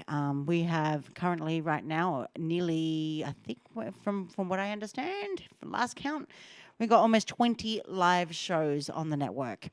So there is much of a very big variety for you to check out. So you can go over there. You can also check out somafusionmedia.com, where there are opportunities for people who wish to promote themselves, who are artists, who are, whether it be indie artists, musicians, artists of creativity of any type, who are interested in promotion of videos, who are wanting to publish that next book all about Ascension. Who knows? Doesn't matter what it is about, but I generally go for nonfiction. So go over to that website. I am a publisher as well. I've been a publisher for almost 6 years. So there you go. But outside of that, we are back and we are going to be talking about now. We're going to be changing it up. We were just talking about love, spiritual love, and the paradigms that from within. But now I would love to talk about, actually, before we do that, I will mention to you too, if you are wanting to ask questions, feel free to write it in the chat. Or you can call in and ask a question to William himself or to me, whichever. But William is here to answer the questions tonight. And the number is 929-436-2866. And the caller ID prompt is 522-657-2748. Now, moving on, we are going to be talking about spiritual blame and judgment and responsibility. So, who is to blame for the mess? The mess that we create within ourselves when we go on spiritual awakening. Now, and how do we understand the judgment and responsibility more deeply? Now, we already know that transformational energies have been very active recently. And of course, on a planetary scale, that always brings up an outburst of reflections, more on the personal side and the local scale. I'm not just talking about at the world at large right here. Just, keep it a little bit small right now because we're having a personal talk here about Ascension. And Ascension is, of course, very personal. But it's been getting pretty weird out there over the last couple of months. And as we already know, we're all stuck in our houses from COVID-19. And, we all want to plan our vacations. We all want our children to go back to school. Now school's cut early. We've got kids at home. We're all stuck in our houses. And we're seeing lots of confrontations and messes that are cropping up in people's lives, and aspects of planetary reality begin to shift more dramatically. And, we've been seeing a lot of these reflections in the stories that you hear on the news, in the clients that Michael and I get, our friends, our family. In all of them, I've also, and I don't know if it rings true for you, William, is that I've seen a glistening common thread, the crisis of accountability. And so I would love to talk about now, and to just to gain an insight into a higher form of accountability, because there's a lot of confusion about the fault, about fault and blame in religion. Now, New Age spirituality, and of course, contemporary society. When you are faced with dealing personal and planetary messes, quote unquote, that seem to be abound, what is the difference between blame, judgment, responsibility, and how do we actually navigate to a place of empowerment and wholeness? Well, I think first of all, blame and judgment are essentially the same thing. You require either of those to create or instill a sense of guilt or shame in other people, and that in turn has its roots in this fundamental emotion called fear. You know, our bodies, we're born into these physical bodies, and they have just they're very simple mechanisms. They're based in the simple process of fight or flight. That's essentially what eat, sleep, procreate, fight or flight. That's it. Fear or fight. That's it. The body has a very limited range. When we in this physical world run into conditions or situations that challenge the body's survival, the natural response is fight or flight. Most people being identified with the body as self will get caught up in that. So then they get behaviorally caught up in the actions of the body and forget the awareness of the self that is directing the body. Responsibility then is where we become aware that we are not the body, we are not the fear, we are the awareness that has the opportunity to examine and evaluate a situation from a higher perspective of being. Again, when we get back to talking about vibration, I mean, you look at what you call the mess on the planet. I mean, for me, I'm not just stuck in my house. I make a point of going out every single day to get fresh air. I have my little parkettes that I go to. I think it's very important. But a lot of people do feel stuck, and as a result of that feeling of stuck creates a condition in the body called stress, where the body feels like it's suddenly restricted. It can't go anywhere. It can't do anything.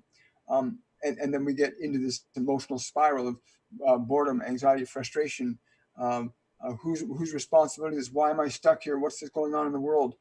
And people want to get rid of their discomfort. They don't want to feel their discomfort. They don't want to take responsibility for it. So they want to find somebody to blame. Oh, the government's causing me to feel this way. That neighbor's causing me to feel this way. My wife is causing me to feel this way. Oh, my children behave this way, and now I'm feeling this way. And we're caught in this belief that the external world determines the internal model of what we're feeling. And that is, we have to flip that around and realize that the internal world is determining the external model of what we're feeling, which means there's a lot of people on this planet who are stuck in an emotional state of fear. And as a result, they're generating behaviors, taking actions, reactions to situations and conditions that blow them way out of proportion, because they're reacting from a very instinctual place, not a reasonable, awake and aware place. As you know, from statistical perspective, the COVID-19 hasn't killed as many people as the flu has killed. Mm-hmm. And again, people, when they react from fear, make different decisions than people who react from a place of love or reason. And so if I believe, and we've all gone through this, everybody's guilty of this. We're watching the television, and you might be watching a scary movie, and your character is going down in the basement, and they're going down, and suddenly you feel yourself getting, oh my God, what's going to happen? And there's this external event on this imaginary screen that somebody's created, and your body's reacting as if that event were true. So what's the difference between that moment where you're watching this TV screen, you're afraid, and suddenly you see that people are getting sick in this country, and this disease might spread around the world, and it could really cause problems, and now I'm caught up in my fear, and my fear causes me to react. Not my reason, but my fear. So a lot of policies and procedures that have unfolded on the planet in the last couple of months are a direct result of people functioning from a platform of fear, not a platform of love, not a platform of reason. And again, that's not a fault. Most people are, or I should say many people are stuck in really believing that how the body's reacting is what's causing me to feel the way I'm feeling. And that's only true to a small extent. The minute you step back out of being directed by emotion or the consciousness of the body, then you can actually start to make some real conscious, intelligent decisions that don't restrict you to a limited system of just fight or flight. And that's exactly what's happened. We're all caught in this together because we are in it together, right? Yeah. And we all agree to it. Exactly. The vast majority of people agreed, okay, we're going to agree that this fear is more real than anything else. and therefore we're going to do this. And we agreed. And there's an upside to that, and there's a downside to that. The upside to that is that we get a chance to disconnect from all these external distractions that are keeping us from dealing with or healing the internal conflicts that many of us are suffering. The mental health system today is going through intense throes of dysfunction because it is not equipped to handle the level, the magnitude, the numbers of people that are suffering emotionally. Mm-hmm. And as a result, it can't function effectively, and it won't function effectively given the way it is. Once people disconnect from all that stuff, they now have a chance to actually look inside. They're not distracted by the club. They don't have to worry about what the boss is thinking or what that person 2 doors over is going to say about me to the other worker there. They don't have to worry about who's going to yell at me at the counter today. People have had a chance to disconnect from all of that and go back to self. Go, who am I? How do I want my life to really be? We've been given this opportunity, not just as individuals, but as an entire collective species, to reevaluate what we want our consciousness to be expressing as subsequently. That being on a spiritual level, on a fundamental level, a lot of people think their rights and freedoms have been taken away. And in many respects, I would agree with that. But in other respects, I'd say your rights and freedoms have to be secured by you first.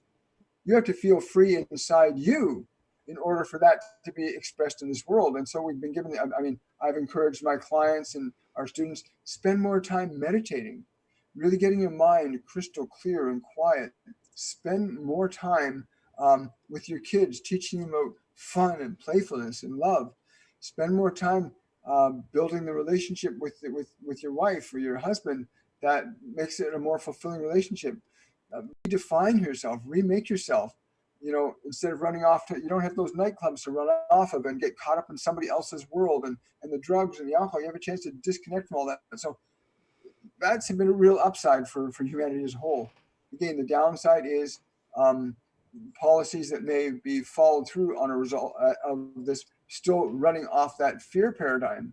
And I think that's what we have to watch out for as a species, that we have to be mindful that we don't allow the leadership to be operating from that instinctual platform of fear, because most people on this planet are generally trusting and loving and good, and have entrusted an aspect of their lives to certain individuals. And if those individuals, through no fault of their own, are operating automatically from a platform of fear, then their actions and their decisions and their judgments will be based on that fear, and that will be passed down to everybody that they serve. And that's not very effective. It's like a parent, because somebody yelled at them at work today, comes home and screams at their child. That's not the right thing to do. So because I'm afraid of this disease, I shouldn't let my fear govern my action, because that fear and those actions will affect everybody else. And again, so there's two sides to this, and who's responsible specifically? All of us. We literally are all responsible. One of the things that you have in the United States that we don't have here in Canada, in the United States, you have this wonderful document called the Bill of Rights. And I really would love to see that thing become a universal standard to be applied globally as a means of identifying and recognizing the rights of the individual in relationship to government, because it is a relationship, that process. But the Bill of Rights for me is probably one of the most noble documents that was ever created. And if we were to all follow the principles in that, apply them to ourselves and apply it to other people, we could see an incredible world unfold just from the platform of those ideas, because they're pretty profound. But again, to assign blame, no, it's better to take responsibility than to assign blame. I think we are all responsible in some degree for what the condition on this planet is, and we are all responsible for correcting it. We can't keep expecting one or two, if you look at the number of politicians on the planet per capita versus the number of the population, the general population, there's a huge responsibility placed on a small number of individuals, whereas it should be the reverse way around. The responsibility is on the general population, not the individuals, to assess and incline or direct leadership to function from a platform of responsibility based on the demands of of the majority. That's, again, a personal opinion. But the Bill of Rights is an amazing document that I think would really be helpful for our species at this time. So this is going to be very interesting. But again, the ascension energies, again, everybody's at home. We're not distracted. And there are energies coming from the sun, from the galactic center, from other planets that are influencing and affecting our DNA, that are influencing and affecting our consciousness. Then there's our guides and our angels and all these multidimensional beings that are literally converging on this planet. And I want to ask them, well, why so many of you? And they're saying, because the consciousness here is not separate from us. And so we are here essentially to align ourselves to a higher vibration of love. That being, you are an aspect of us that we need to assist in transforming to a higher state. We're not separate. Your interest and your love is not separate from our own. And when they said to me, I went, yeah, that makes perfect sense. We're in for a lot of wonderful changes in the coming 10 weeks. It's going to be very interesting to see what happens. I'd be very interested to see what happens, but like you said too, the evolution of awareness requires thoughtfulness and annoyance in order to expand insight to subtle belief systems and orient from a reference point of inherent wholeness in all contexts. Now, blanket beliefs, however, anchored expectations create a lot of polarity and internal external strife, sharp lines of oppositions with insistence on who or what is defined as good, bad, right, or wrong. If we were to see it from a place of self rather than a place of, what's going on in humanity right now, we can go from accepting the blame to accepting responsibility. Now, I am trained in the Sedona method, so I don't know if you know what that is. It's about learning, like exactly what you said at the beginning of the show, where you welcome everything in, every good, bad, right, wrong, anything that has ever happened to you, you welcome it in. So basically, you're accepting the shadow in order to see the light, but you're accepting both of them in order to release and let go. Now, if evolution was requiring the level of awareness to whether consciously or subconsciously mandate an absolute value that is comparative to the conundrum that of those belief systems, then we would have to be correct that the hammer of judgment is just going to be everything that we see, hear, think, feel in life. We're just going to be fearing to avoid it. We're always going to be. I mean, and still to this very day, even though, I mean, I've gone out into the streets right now, and there are this whole 6 foot of social distancing and separation, all that kind of stuff, is making people feel disconnected from the community. We're used to being around everybody. But now we're, I'd be really, really interested too. Like, what's going to happen in 2-3 months' time? The way that we're training, it's almost as if we've all been told to stay 6 feet apart and not, feel the disconnect between people when we're so used to being around people. What's going to happen in 3 months' time, or whenever it may be? When everything is all lifted and everything starts to go back to normal, are we still going to have that? We've now been ingrained for that. It takes, 20? I can't remember the exact numbers. I think it's somewhere 21 days. 21 days? Yeah. It is? Okay, well, there you go. 21 days to lock a new program into the subconscious mind so it becomes a functional pattern in your behavior. Well, we're well past that. We are. There goes society as we know it.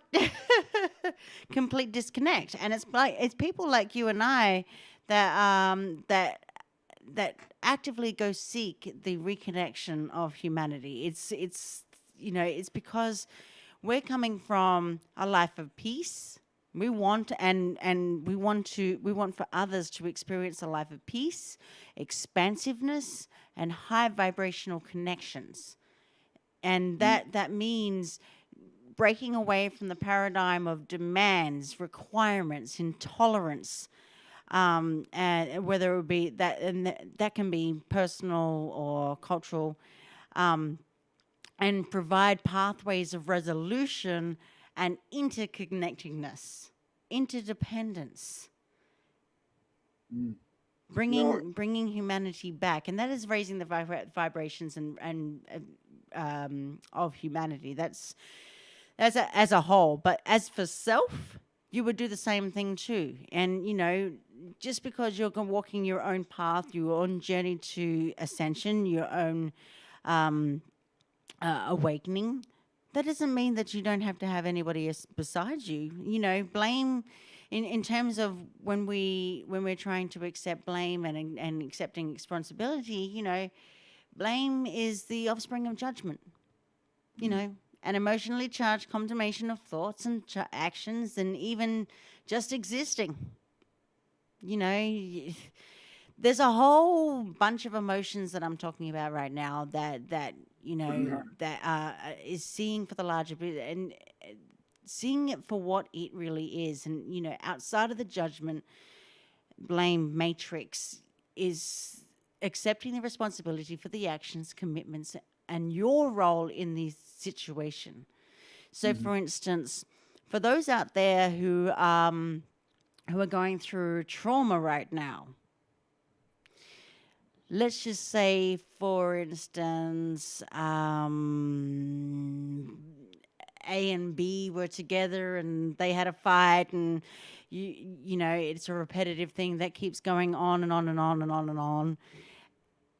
And A wants out and doesn't know how to get out, but B is there, and they continue to torment A, or vice versa, whichever. It's just an example.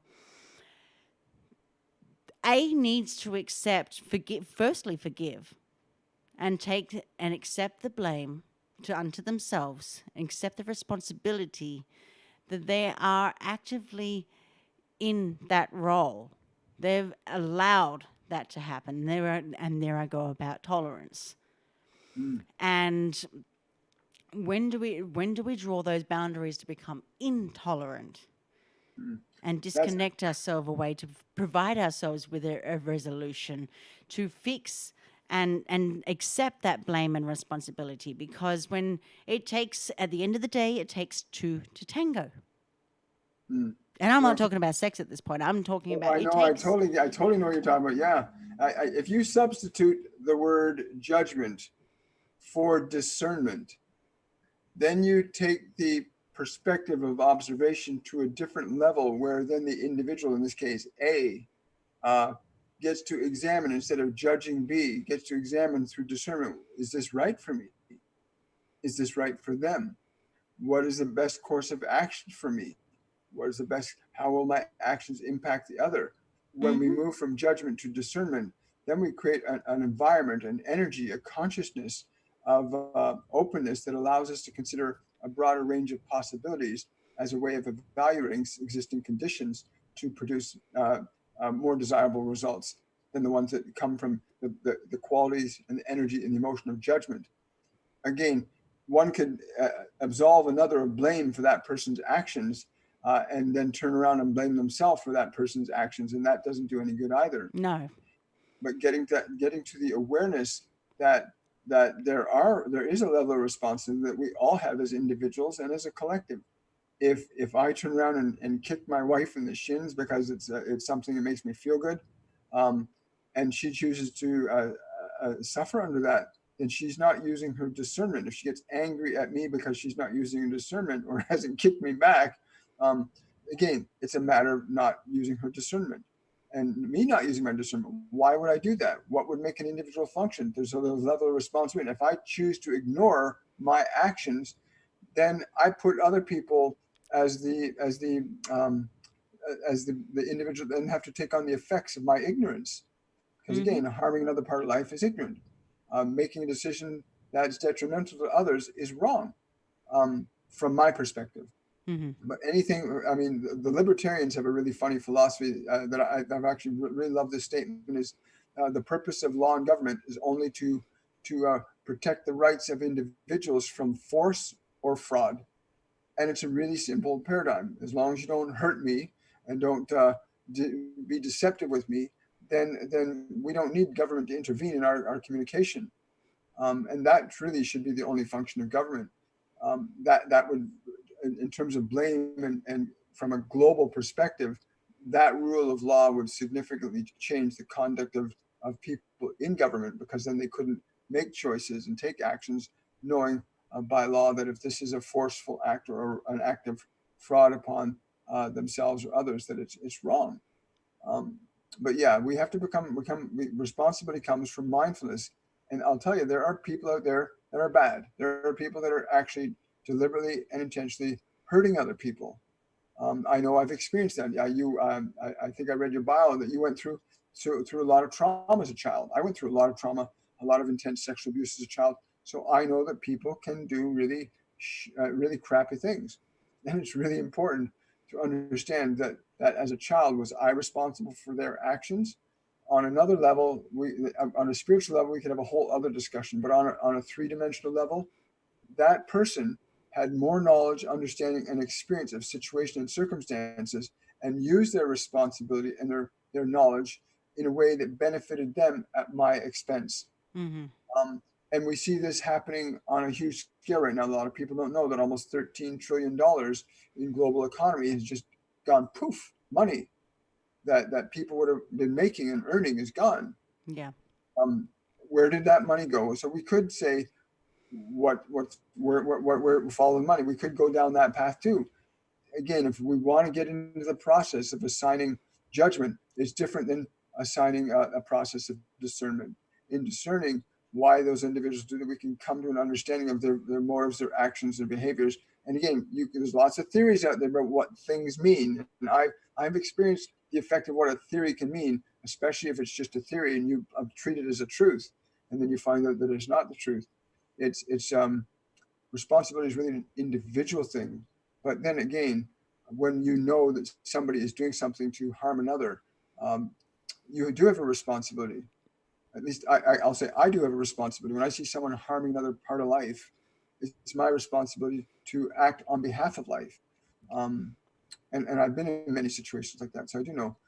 I was just going to mention too, and just add to what you're saying. I mean, it's one to liberate yourself from blame and judgment, and that carries both the empowerment of choice and accepting the consequences for your own actions. Now, when I say that, I'm referring to the fact that we can actually be co-creators and we can be co-responsible, but ultimately you still have the responsibility of being in a relationship of co-creation with another person. So co-creation is definitely not a backdoor out of self-responsibility and all of its consequences. But the thing is that, others can interweave intentions of coercion, manipulation to influence your choices and actions. Again, you have free will. But unconditional self-responsibility does not inherently contain anything other than the self-empowerment to create choices and responses. So you can be self-responsible for beings. You can have compassion and understanding for each other, at least in a conscious and caring relationship. You can accept and understand imperfections, mistakes, seek to elevate the entire situation, empower everyone to improve the circumstance. Self-responsibility is not an arrogant independence by any means, but it is a true reflection, if call it what you will. It's a true reflection of self-responsibility that empowers deep community cooperation, trust, and mutual support. In contrast, though, however, paradigms of judgment, blame, and punishment favors conflicts, hostility, avoidance and manipulation, which is very much what we're seeing right now. So I mean, we can choose to flip it. We can choose. Everybody has free will. But self-responsibility, though, is not isolating either. You're not supposed to. You're not. I mean, this is what my biggest issue is that we're creating a whole big mess and just reacting to it. We're putting ourselves in isolation. Well, outside of law, outside of mandate from political powers at hand. We'll put that aside for a second, but we don't have to be filled with other people's reactions. We don't have to be filled with those mess. We don't get rid of the drama. There's a great freedom in stepping and potential, human potential, outside of the circle of judgment and blame. If we choose to step outside of the system and step into the system of self-responsibility, we can create our own solutions and align the needed energies to support and to make that happen. And with that, you can transcend extraction, dependence, entrapment, and standing in this place of self-responsibility is a very, very powerful place to be, and it's a gift of your soul sovereignty and free will. That's a really beautiful consideration. I would add that also, when you consider that the vast majority of people can't distinguish between their bodies, their minds, and their awareness, that they're basically subjective to the content of their mind, that from that perspective, a large percentage of the population do not have free will from a conscious perspective. Yes, we all inherently have free will. But most people, if you look at what's happened with this whole COVID-19 thing, most people followed a very predicted path that was given to them by an outside source. Mm-hmm. Close to almost, I think it was 79% of the population basically followed the process. And we're talking global population, followed a process that was given to them without actual use of free will. And you can see from the irritation and frustration that they feel like something was imposed on them. But from that perspective, they also surrendered their ability to disagree by following that process. But they had been told for many, many years that certain realities exist, that life is a series of pain. Life is about pain and suffering. Life is about losing. Life is about difficulty. A lot of that conditioning has gone into people's minds for the better part of the last 110 years since TV and radio were invented. So a lot of people have been conditioned to believe that certain truths are true, when in fact they may not be. And as a result, they follow a process that's given to them rather than a process of empirical reasoning or independent thought, separate from the dictates of what other people say is real. As a result, which created another layer of frustration that was unnecessary for really moving collective unconscious together. But when the process of free will becomes activated from this is what I'm hoping will happen.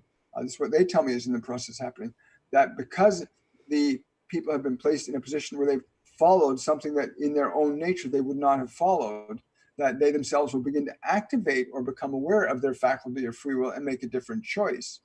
And in that process, humanity as a whole then begins to elevate itself up as a collective whole, functioning with a mindfulness of all of its parts, but not entrenching, it's not standing upon or treading upon the rights of the other individuals, but recognizing that I'm a free sentient being, that I can in fact express who I am without harming anybody else or being harmed. Because I mean, there's a process in place. I mean, what will you do if they come up with the concept of forced vaccinations? What would you do? What would I do? What will everybody? If they say you have to have a vaccination to be able to function in this world, what sort of world does that lead us into versus the world that we know scientifically exists, that this is just simply another flu virus that is a different strain that affects people in a slightly different way, but fundamentally has a very similar cycle. It comes for a period and it goes, and it comes for a period and it goes. Again, people that are unable to consciously differentiate what truth is, rather than just accepting what they're being told as being truth, do not have free will in the truest sense of the word. They have to cultivate that. They have to develop that, and sometimes you have to lose something to find it, right? Exactly. And I think that process is happening. A lot of people feel they've lost something, and they'll find it. I truly believe that humanity as a collective whole is leapfrogging into a higher state of expression and being. I believe that all this is contributing to that. Mm-hmm. Well, these are not questions, but little shout outs for you in the chat here. Kimberly just mentioned, I feel that if your heart, energy, and intent are for understanding, closeness, care, and love with others, the physical space of 6 feet will not take away our compassion and closeness. The space actually adds to it due to the respect for others' well-being. That's a great respect. And I know from scientifically that our energy field, when we're in an expanded state, can reach out to 16 feet in all directions. So if you're in a state of love and grace, that 6 feet distance will still allow an energy, a communication of information transferring between our energy fields back and forth. We can actually still affect each other in profound ways. So that's a really great sentiment, Kimberly. Wonderful. And who else is there? Oh, big shout out to Paul from Australia. Hi, Paul. Anyway, now I do know that you have to get up early tomorrow morning. So if you're more than welcome to hang on with me for another half an hour. It's up to you. Or you can make a beautiful exit. It's up to you. So what would you like to do? Well, it's almost midnight where I am right now. Okay. And I need to get up early. So I think I will need to depart, but I want to say thank you to everybody. I want to thank you Absolutely. And you're more than welcome to come back on my show anytime you want. Just all you got to do is, you know how to find me. What I was just going to ask you, where can people find you if they're looking for you? If people want to connect with me, they can connect with me through my website, williammichaelforbes.com. And there you can read about all our courses and classes. You can book a reading with me if you want to talk to your guides and your angels or other multidimensional beings that work with you. You can also join me every day on YouTube, youtube.com/William Michael Forbes, and join me every day for Shortcuts for Your Soul, which is a program where we channel my guides and angels and your guides and angels, and we take specific themes and topics and open a broader understanding for yourself and others about that. Also, I have a Saturday show called Supernatural Saturday, where we just do a Q&A for people to connect with the guides and angels. That's pretty much the ways they get a hold of me, through Instagram or on Facebook, William Michael Forbes. Instagram is William Michael Forbes. And if you want to reach out, please reach out. It'll blow your mind. Our courses and classes start in September, and these are courses and classes that will teach you how to shift your perceptual apparatus of awareness from the body to sensing the energies and the consciousness of other beings on different dimensions. And that starts September 5th. And we have 3 levels: a beginner's course, an intermediate, and an advanced level mediumship course.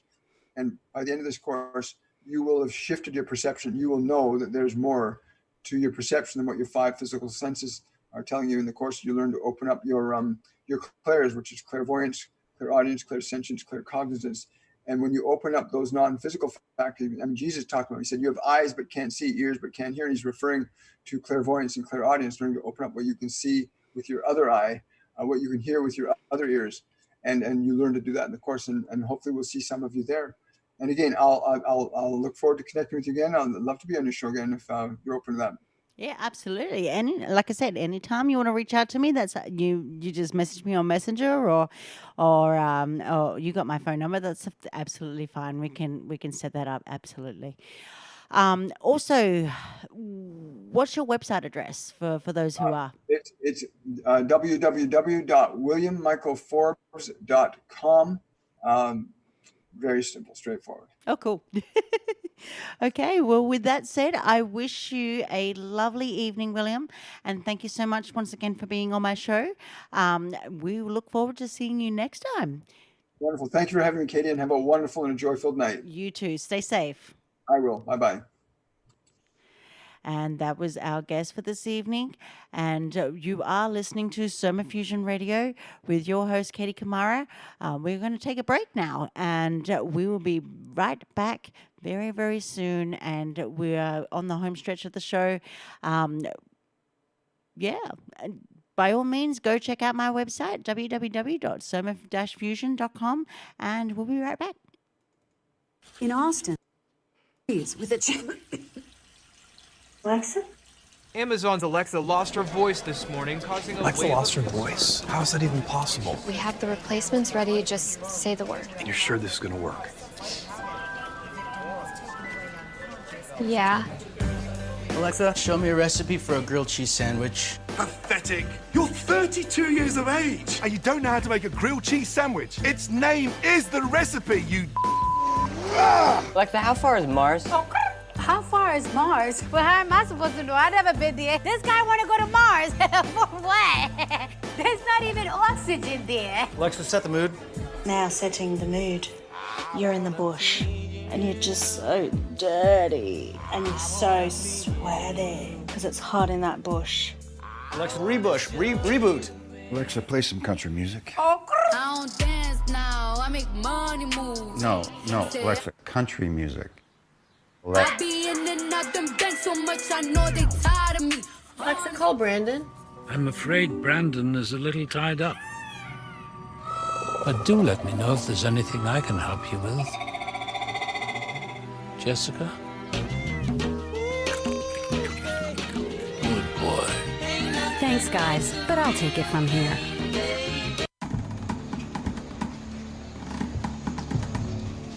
Patriotism.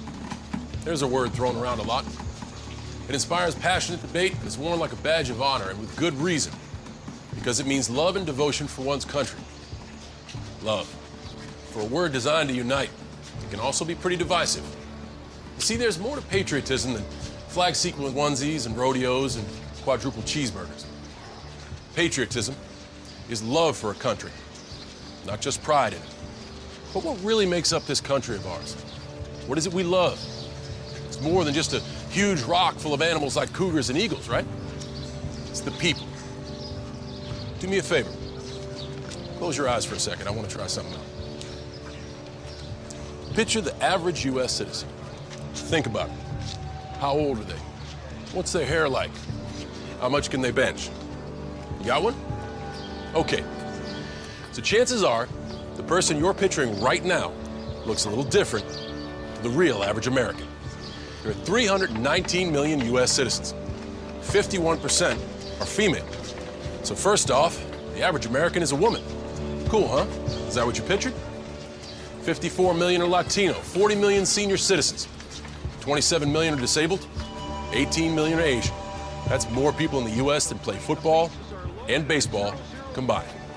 9 million are lesbian, gay, bi, transgender, more than the entire amount of people that live in the state of Virginia. Around 10 million are redhead, 5.1 million play ultimate frisbee, and 3.5 million are Muslim. Triple the number of people currently serving in the United States military. Almost half the country belongs to minority groups. People who are lesbian, African American, and bi, and transgender, and Native American, and proud of it. We know that labels don't devalue us, they help define us, keeping us dialed into our cultures and our beliefs and who we are as Americans. After all, what's more American than freedom to celebrate the things that make us, us? I mean, it's stitched into the stars and stripes of this country, from the Constitution to Gettysburg, to our motto, E pluribus unum, from many, one. It's even in our country's name, the United States. This year, patriotism shouldn't just be about pride of country. It should be about love. Love beyond age, disability, sexuality, race, religion, and any other labels. Because the second any of us judge people based on those labels, we're not really being patriotic, are we? So let's try this one more time. Close your eyes. Picture the average Joe or Joan or Juan or Jean-Luc. The real people who make America, America. And this year, whenever you feel the urge to don those star-spangled shorts, set off fireworks the size of my biceps to show love for our country, remember that to love America is to love all Americans. Because love has no labels.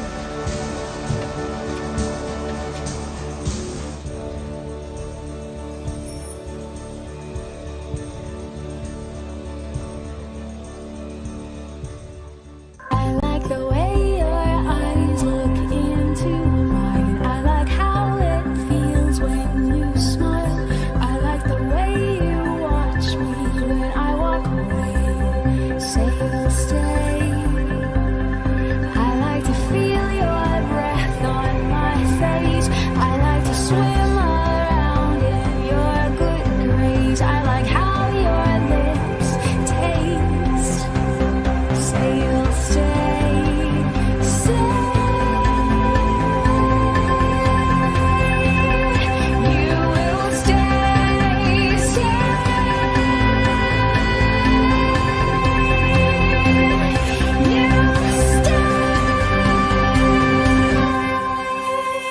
I like how I don't expect anything from you.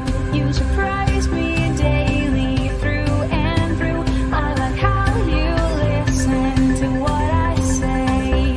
Say you'll stay, say you'll stay. I like to feel your breath on my face. I like to swim around in your good grace. I like how your lips taste. Say you will stay.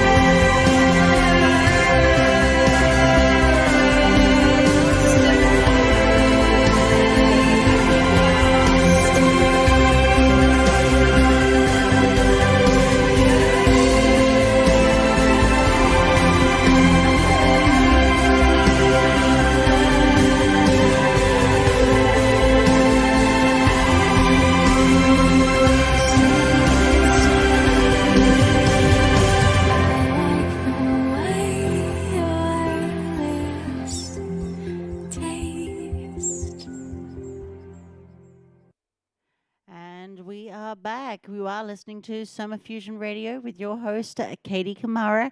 And we were have been having a show called with our guest who has now left us, William Michael Forbes.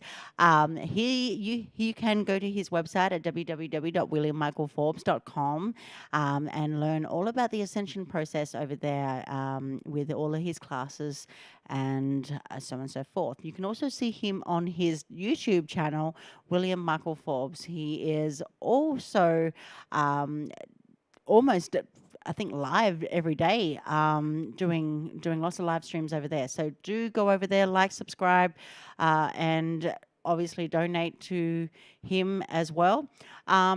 You can also go over to Soma Fusion, Mind, Body and Soul YouTube channel as well. Like, subscribe, click the little bell for notifications for when we do live streams. I will be mentioning too that I will be doing more live streams as we go along. Obviously, I need your support in order to do that. So in order to do that, you can go to patreon.com/Soma Fusion. And we'll go from there, and you'll get some exclusive content, behind the scenes stuff, and all sorts of stuff over there that I'll be doing. as well as behind the scenes writing that you don't see up on Facebook or Instagram. I will be doing that as well. I am going through a process of transformation. I am expanding. In this year, I will be launching the Soma Fusion Academy with 5 courses on self-development, and these are 12-week courses or in 12-week intensive courses at your own pace.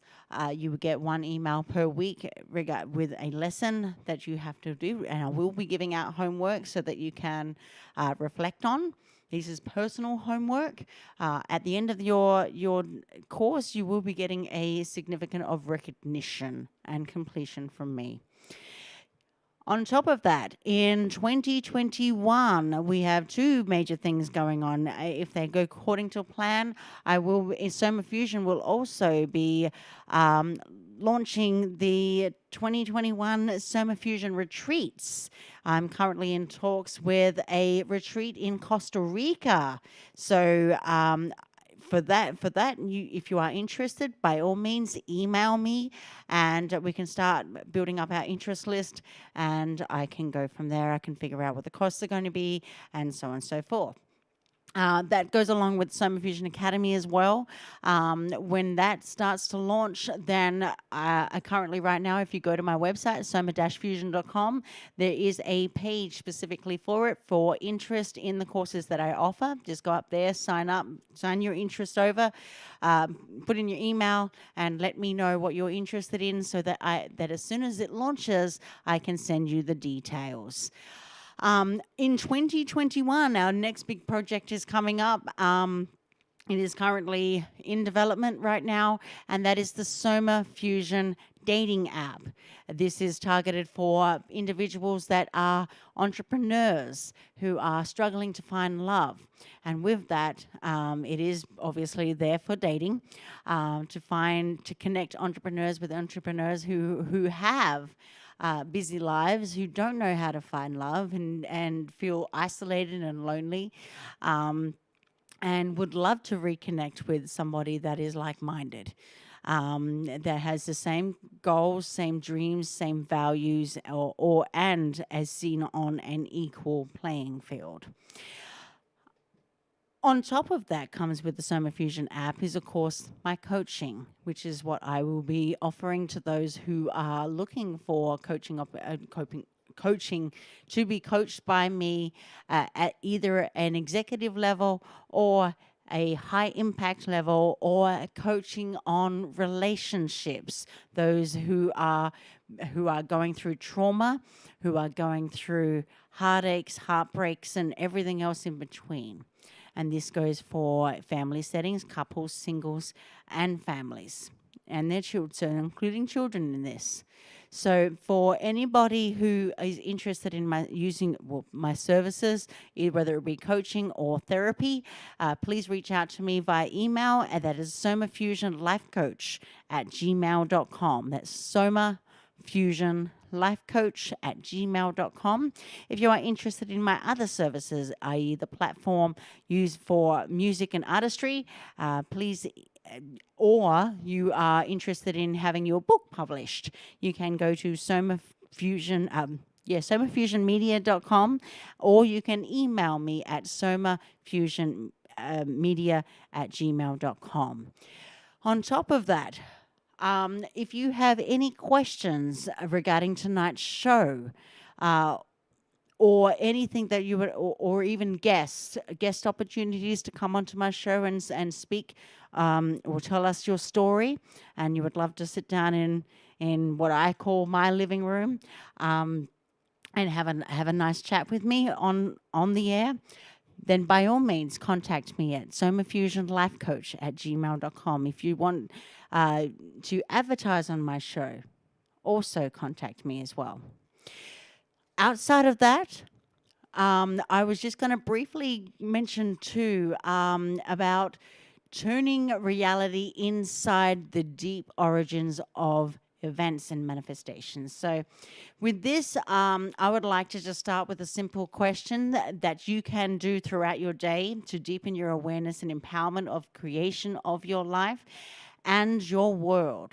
And you can direct this contemplation to the bigger picture, the circumstances of your existence, all the way to the ordinary or surprising rhythms and events of daily life. The size of your inquiry is not so significant when seeking out the understanding of what your reality is. And so no matter what, what matters most in receiving an answer to this question, and that is an expanded awareness, is to ask with an open heart and mind. And when we are strongly focused in our physical life, this simple core question is often neglected with what is the deepest origin of my experience of reality and the manifestations of my life. And to make your contemplation more fruitful and to jumpstart your awareness, I'm going to talk about, and talk about how to turn your reality inside out. Lots of schools of thought approach this query, and it's easy to imbibe a personal worldview based on a series of subconscious frameworks.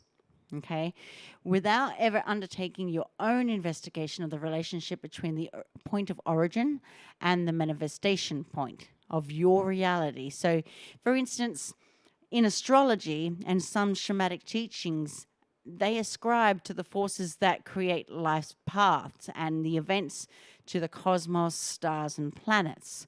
Many approaches to modern Western psychology also believe that your thoughts, actions, and orientations to circumstances principally derive from your childhood, tracing the situations and decisions of your life to those memories and events.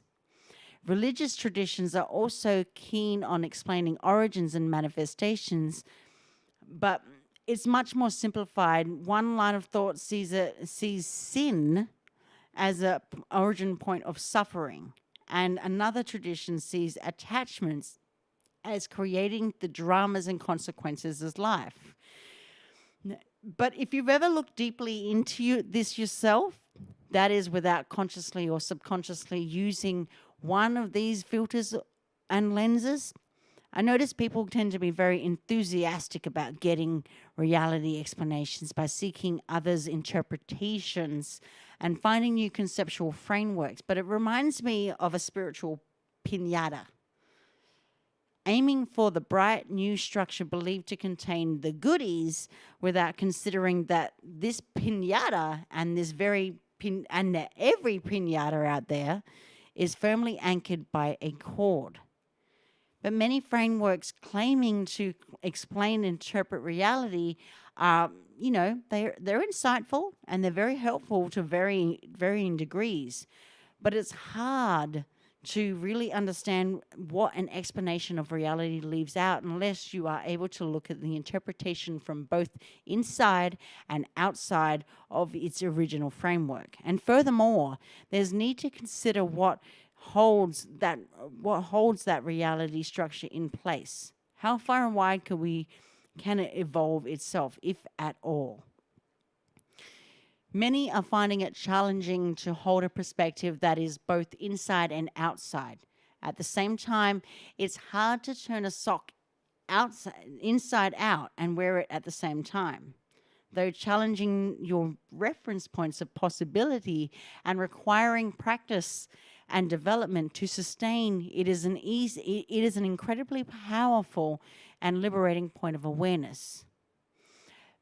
But I suggest we look at this further. At the core, I suggest that to truly receive the liberating and elevating value of any explanation of a circumstance or event, you need to be able to see how the limits of your own awareness relate to the reality framework that you are using. Not anybody else, you. And you cannot receive this larger perspective by reading a book or going to a seminar to study something. These show you a framework or an explanation only from the inside of the concepts and the interpretations. And as a result, you can effectively get stuck inside a new reality container in the process of trying to liberate yourself.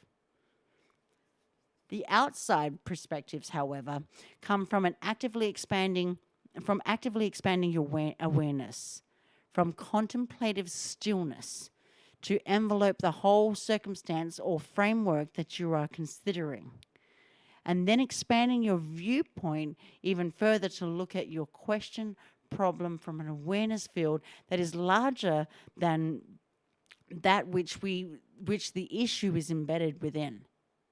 You can continue this expansion in many degrees and stages.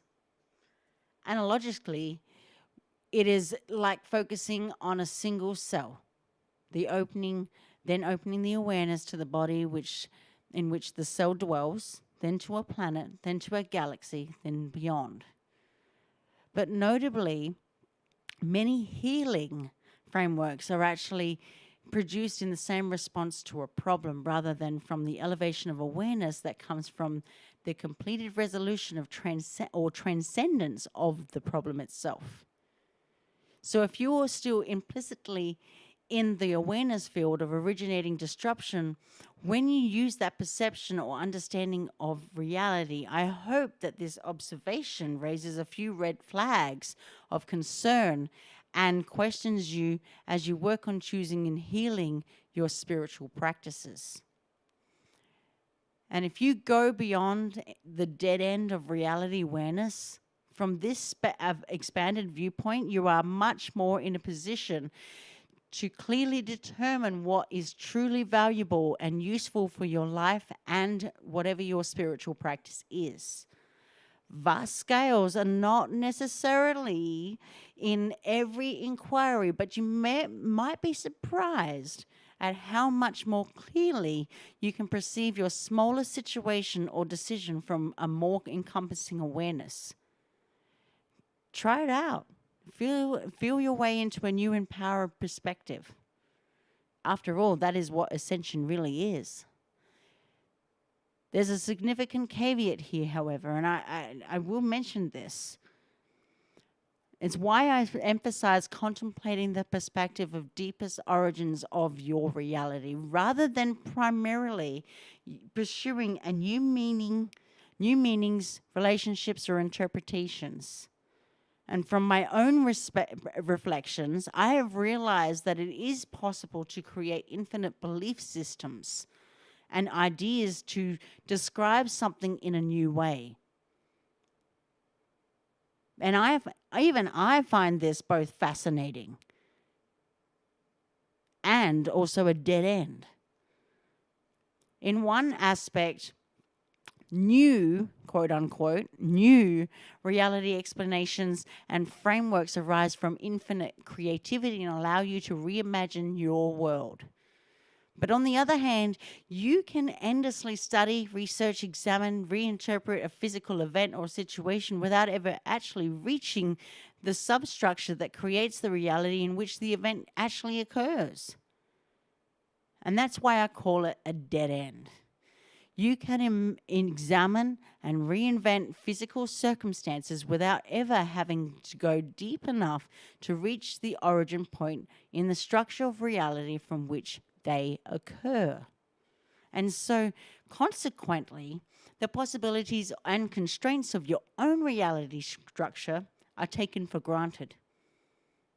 And it's the kind of redecorating, it's kind of like redecorating a room without ever considering, I can't speak English today, without ever considering that you are actually in a room, or how the floor got there, the chicken before the egg, and whether there's another level of a level above the ceiling. Furniture can come and go and be reimagined without ever considering those core aspects. And in many respects, to each core reality structures that you are actually focusing on, the smaller and more refined scales of awareness and observation in your world. Rather than bigger scales of space and time, using the analogy you can run, using the analogy that I just explained to you, you can run the contemplation in reverse. To more fully understand the creation of galaxy, your point of awareness rise from the subcellular or subatomic level. And truly, really, it is an amazing possibility. But flowing into forms of core reality structures, the mental entrapment that can occur around new explanations is why I limit offering stories on this show. Because life situations or events around perceived energetic blocks or disruptions, i.e. past lives, my focal point here is the elevation of core reality structure, which has generated the problem that they are seeking to resolve. Beyond the many space-time cycles in which this issue has taken form, in this way, we are truly moving from the inside to the outside of reality to bring in the new transformative potential. Core reality structures are outside of the physical space-time. And by creating elevations and clearings from this point of awareness, it is possible to create a transformation and elevation that extends far beyond the physical present moment. And that's why sometimes I call my work soul level. And that is focused on the aspects of your existence outside physical space-time. I mean, we can talk in terms of particle physics and field particle transitions and quantum physics and quantum entanglement and mechanics and blah, blah, blah, blah, blah. I can speak all day on quantum and physics. No problem. Anything quantum. But that's usually more distracting or confusing and confusing more than helpful. But regardless, the molecular, atomic and subatomic are the levels on which the foundation of realities, personal and planetary, are created and then flow into form. When seeking the origin points of physical realities, most trails of deep transformation will ultimately lead you right where you are. And I truly hope that these observations that I give you during the shows that I bring to you on Soma Fusion Radio offer you a door into a new field of contemplation and awareness. If some of this is a little bit confusing or challenging to grasp right now, it's totally okay. It is probably a different approach to reality than you are accustomed to. And your practice in this contemplation will illuminate any of the observations that I've just mentioned. Also, the fruition of this contemplation is not a new mental understanding, but this level of spiritual awakening is reflected in the deep knowing or unarticulated shifts in your awareness. And if you experience that, your reality is turned inside out, then I would say right then and there that you are on the right track of inquiry and expansion and ultimately ascension. And with that said, I wish you all a lovely evening and a good night, and I hope that you all stay safe. Continue to grow, and I'll be right here on the other side. I love you and I see you. Good night, everybody.